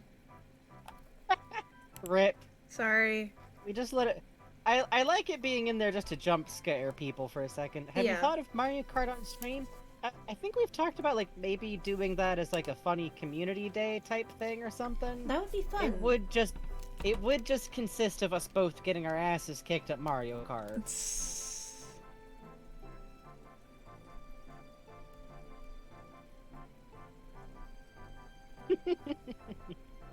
If we ever do, we'll give you guys like ample heads up. We'd like tell y'all ahead of it a time.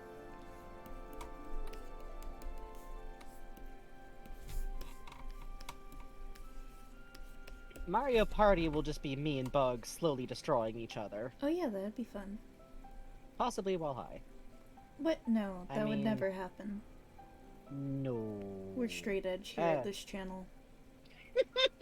We're really not. We are. We're so straight edge, Bezos. We're only straight edge because we're like one of us is on anxiety medication and the other one is just gets bored drinking. I don't even know what you do with weed, so no, we would never. But if we were to You play chew Mario on Party, it. we would meditate for hours beforehand to be nice and relaxed. Mhm. Before we started Post streaming. spa day. Yeah. We would have heavy Do not do shots, male wife. No! Adrian, no!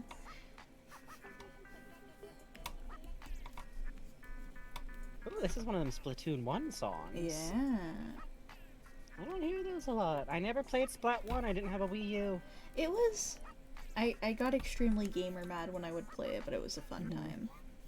No, everything I've heard is that it's a very, like, it's Splatoon, you Yeah. know? Yeah. Splatoon 2 improved everything about it. It was still a good game, but Splatoon 2 improved everything about it. Except I've heard that there is still some discontent about the removal of the killer whale. Yeah. Well, And the killer I whale say- came back, technically. I say this because my sweetheart Greeks was very upset about the removal of the killer whale. Oh. Mixed feelings on the Kraken being removed. I miss the Kraken. That was my fun thing. That's why I was a roller the main thing back that lets then. you kill everyone really good. It was fun. You would go out swimming as the giant Kraken, and if you jumped up a ramp fast enough, you would arc like a whale through the air. Just this titan of death.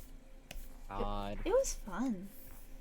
Oh, that reminds me. Do you know my theory about Octavio is that he just like has a medical condition that basically makes him permanently krakened? Oh, that's cool. Yeah, I like the idea that maybe that's why he needs a mobility device at his age and didn't like. He didn't dry out, but he's still around. So, that's also part of my concept. Like, well, that's why he like regrows tentacles a lot. Is he's got too much ink. Might as well. Also, he's just weird like that. Yeah, yeah.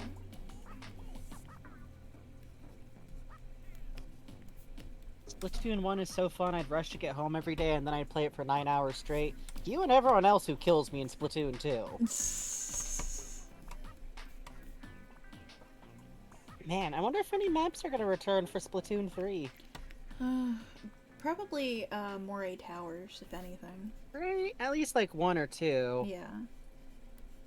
I wonder if it'll be like, oh, these are like recreations of famous Splatoon places in another place, because it's definitely we're definitely in Europe. I know I've seen some swings towards like, oh, it's Nevada. I love the idea that it's weird post-apocalyptic Europe.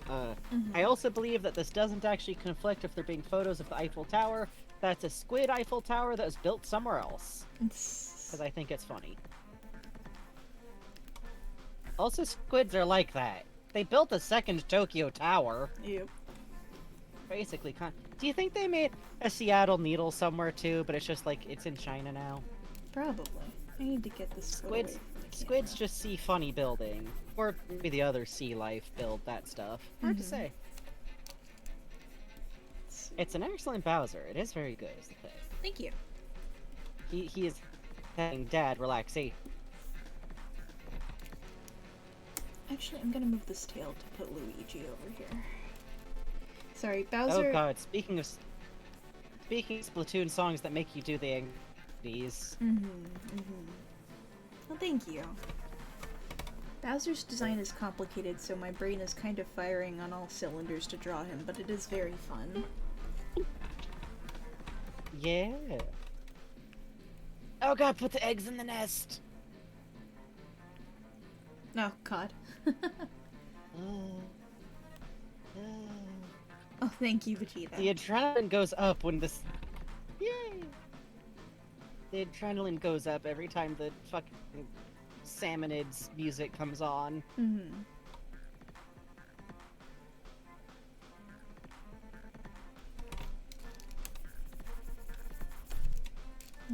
Did the squid see the towers in Old Pool? Probably.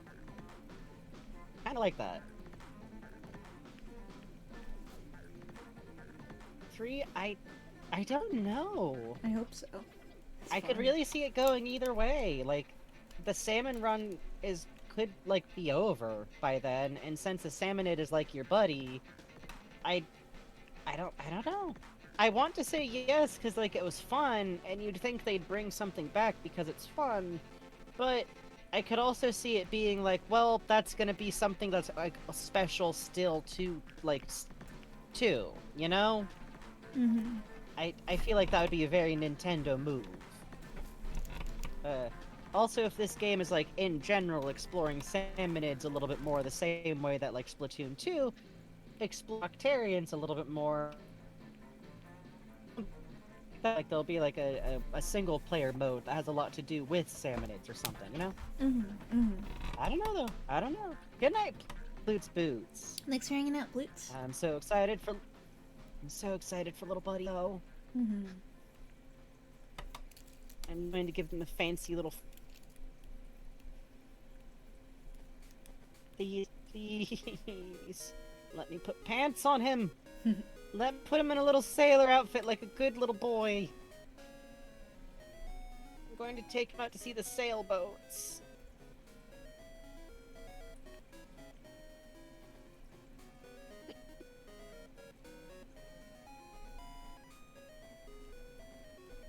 This is the theme of little buddies in pants, it's true. Yes, exactly. Theme of wearing pants. Oh yeah, Hazel and Luigi do kind of share facial structure. Yeah. That's cool. That's okay, though. Sometimes you look like Luigi, and that's alright. I think that's a good thing. I think it's fine. Oh right, fire flowers don't have mouths. Hang on. Wondering why this. Buying my little buddy American Girl doll accessories. Oh, good. Oh, I do want to get him a little chair. Like how Shay Madej got a special chair for fucking the professor puppet. Oh shit, Zero Factor, giving that out to Crystal Tide. Thank you. Yo, thank you, Random Double Zero Factor. Extremely kind of you. Legit. What's the name of the song? Pokemon Violet City's theme.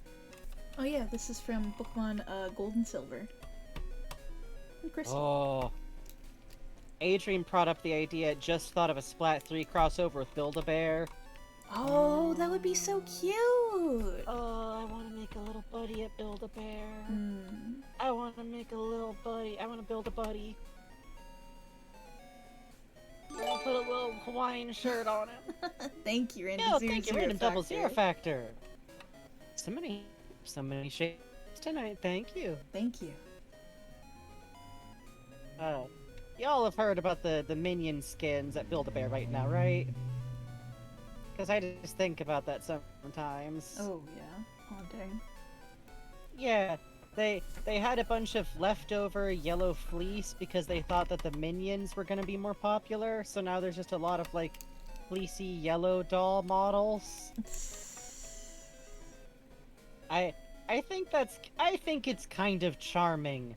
Oh, to be given a second chance of life as a yellow giraffe. Yeah, honestly, it is very cute. It's cute. They get to be friends now still.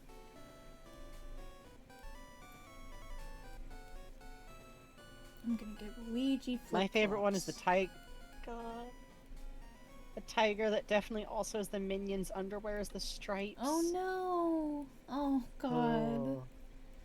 That Well, thing's getting a new well. life. Yeah. I'm still cracking up over how Wayne remembered the HLVRAI characters. The Tommy was so fucking haunting. I could not capture in my artwork just the fucking sheer, like, malice and, like, scariness to that Tommy. Why did he emphasize luscious lips? Why? I mean, I'm so... it's a combination of like him doing his best drawing with that is haunting. Yeah. With like the weird like the whiteboard markers in there ain't easy to handle either. Like, I'm But- still thinking about it. Why? Clearly, hours later. Why? It's really my fascinating. favorite part is when he had an existential crisis about what Dr. Coomer looked like or not, Yeah. because he couldn't figure out how to draw like balding as opposed to just bald, and then he was like, Coomer, like, because I kind of know the feeling of like what is shapes to the mental image of mind bastard. Yeah. Yeah, honestly. It's the moment where you're like, I remembered what this looked like. Mm-hmm. But it turns out maybe this was just a string of concepts.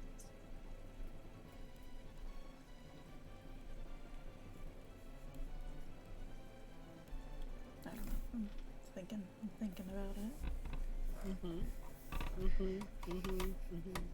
You liked a scary Benry? I liked it too. It was very cute. He looked withered. I kind of like the idea of Benry looking very like... Would you say vacuum sealed? No. I don't know what that means. Are you sure? I'm sure. Uh-huh. Theme of kissing this exact Benry with Tommy's luscious lips. Shut up! POV, you are being smoked. It's kind of that time of night, Ruby.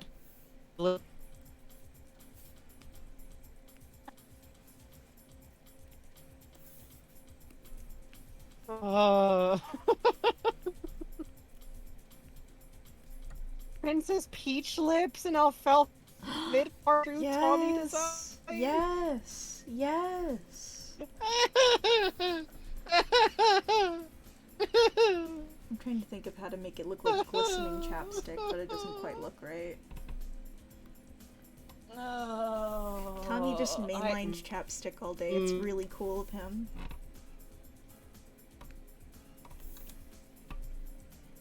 Hi, Frankie. Hi, Frankie, my friend Frankie. Hi. He eats it as a snack. Yeah, it's delicious. It's good for you. Hi. I remember that part where he says, Mr. Freeman, I love eating chapstick. Mr. Freeman, it makes everything run smoother.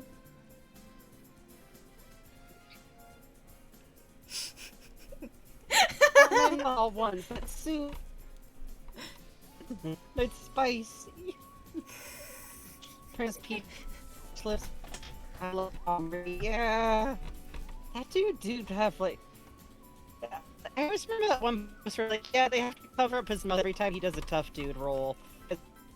Of his. Could you repeat that? Oh, I was just mentioning that post about he has to of his mother.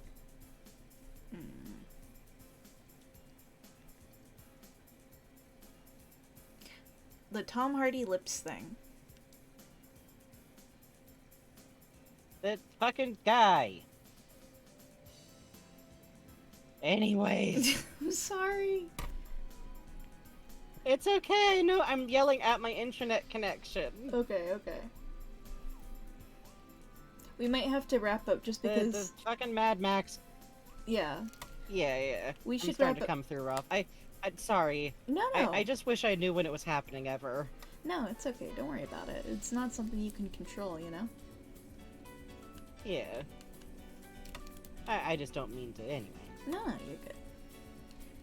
Let's see. Get these flip-flops on here.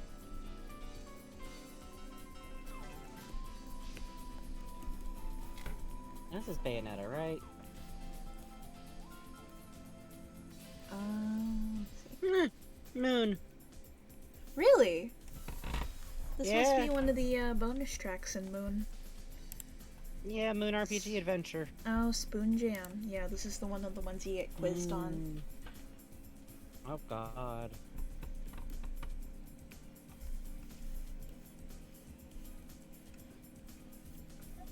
And then Bowser Jr.'s in the surf, tormenting a crab. Oh god. Would he have one of those inflatable rings, but it looks like a Cheep or something? Or what? Oh! Could you make an What if there was an inflatable pool ring that somehow looked like one of them eels? Oh god, yeah. Okay, hang on. It's just like an inflatable pool ring with the eel face on the front. Because I feel like Bowser, he doesn't want a kiddie toy. He needs a cool toy. Yeah. Eels. Eels. The Mario 64 ones that came back in Odyssey to torment everyone. Yeah, you know them fuckers from Dire Dire Docks. The Mores, I guess they're called. Eels, honey. Eels. I was just watching that video today. I wasn't around for Yay. Joshy, but I miss Joshy. We really did just like miss out entirely. We came in at about HLVRAI, so. Yep. Theme of missing Joshy.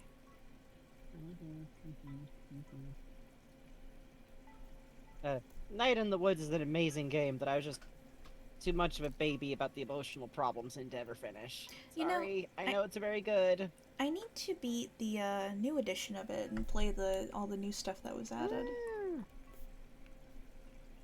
Maybe that could be a fun Yeah. stream. Maybe.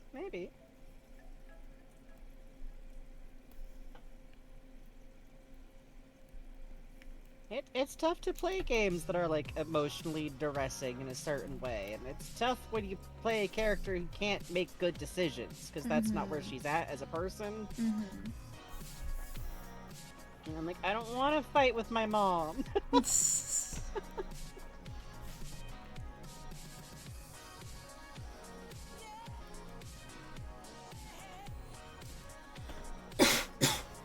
Sorry, I was checking the title of this and I was delighted to see it's Saint Pepsi Cherry Pepsi YouTube Tomp3.sc. Shut up, don't out me. Shut up. YouTube to MP3, I've never heard of it in my life. I love YouTube Tomp.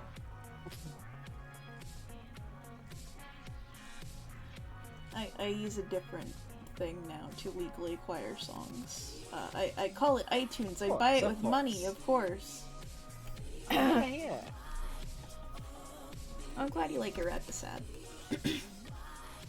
It is a jam, though. Leon's got some real fucking cute prompts in here. Yeah, for real. As always, thank you to commissioners who include prompts. It's cool if you can't think of them. Oh.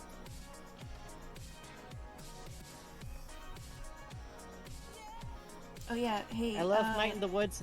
Oh, go ahead. If I may shill for just a moment, I'm Please? getting a little bit towards the end of my commission list. I just have 2 more off air. On air we have 1, 2, Ooh, 3, hot damn. 4, 5, 6, 7. But if you're interested in something off the On air, air. Yeah. contact me.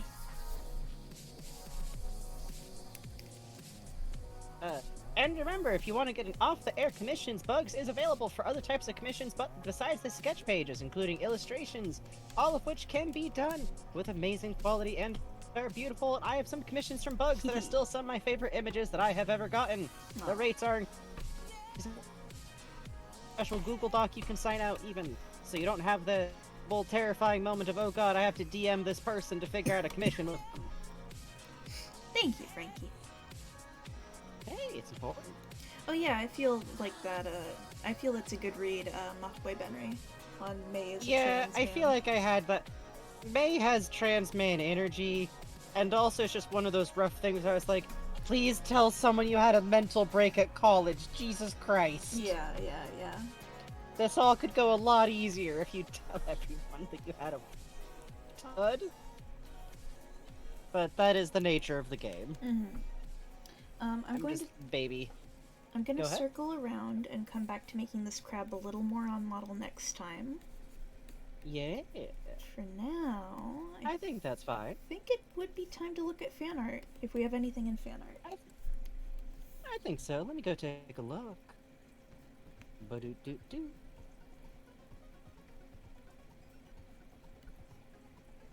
A little flag. We do. Oh, snap. Cool. Alright.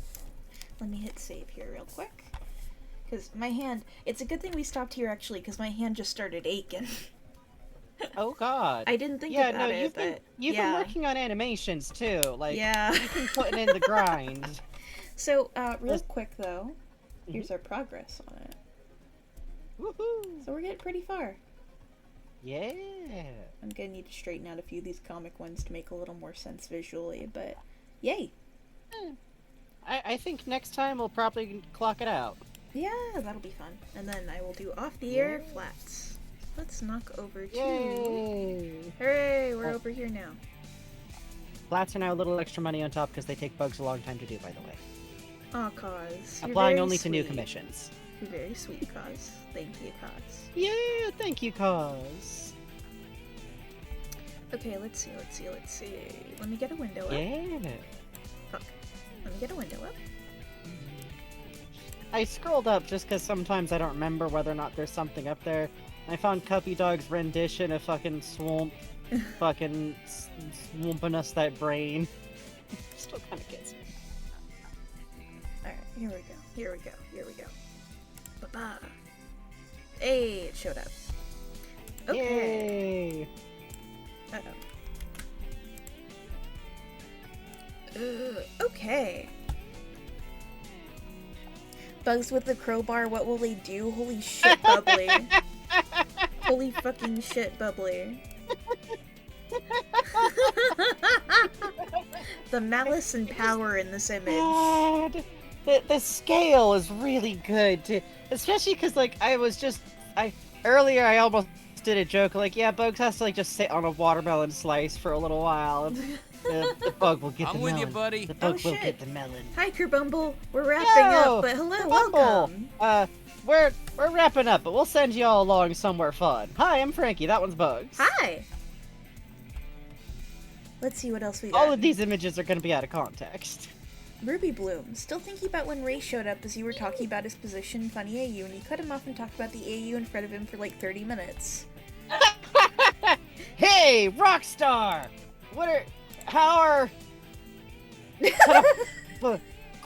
Quiz now!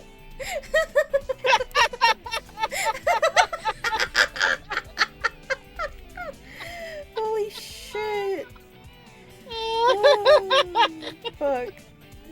This is I feel like this is the Gen Z and like millennial Ray Jackie friendship that I feel in my heart. Yes. Like this is definitely happening. Oh, this is fucking amazing. And Thank you, Ruby Bloom. The Cube Quiz Loki, you're right, this is fucking great. Yeah. Thank you, Ruby It's Bloom. like visibly like the cubicle like BuzzFeed style site. Ooh. Yeah.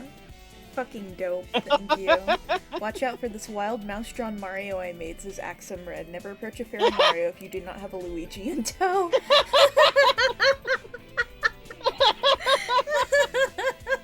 Just there's something about the power here. The stance. Yes. The like This literally looks like when you you have accidentally caught this Mario in your flashlight beam That's in the beautiful. middle. I was taking out the trash and saw this. Killer Lesbian. They should be rivals. Peach versus Captain Syrup. Ooh. Yeah! Ooh. Hey. That's what I'm talking about. That's what I'm talking about. That's pretty cool. Yes, Killer this is what I Lesbian, love to. fucking dope. Absolutely dope as hell. Thank you. Thank you. Jesus. Also, Virtual Pet says Ray does a quiz so Jackie can know what ice cream he is based off his choices interior decor. Yes. Fuck. Yes, he does. Yes, he does. Ugh. Thank you all so much. Yes, thank you, thank you, thank you. Criminy. Tonight was, like, as always, a load of fun, and it's always a delight to be here with y'all. Let's see. On Sunday, we Oh, sorry, no, you go ahead. On Sunday, we should be doing more Resident Evil 8, which we're both very excited about. And I think that's most of what's on the docket. Otherwise, schedule is, you all know what it is. Art Mhm. Tuesdays, other game Thursdays-ish. We might start doing some animation now and then while Bugs is finishing up. We'll see how that turns out. Yep. I'm going to send you somewhere. Yeah. Okay, so this person is drawing Zenigata right now. Ooh, This person is a furry artist. I don't know how safe their stream is to raid, so keep that in mind. If you're a minor, maybe step out. Also, what are you doing awake right now? Yeah, go to bed. Polar is one of the most, like, talented artists I've known for a very long time, so Ooh, hell yeah, hell yeah. everyone enjoy the Be show. polite, be encouraging, have a good time. We'll see y'all later, okay? Yes. Bye-bye, everybody! Good night, folks.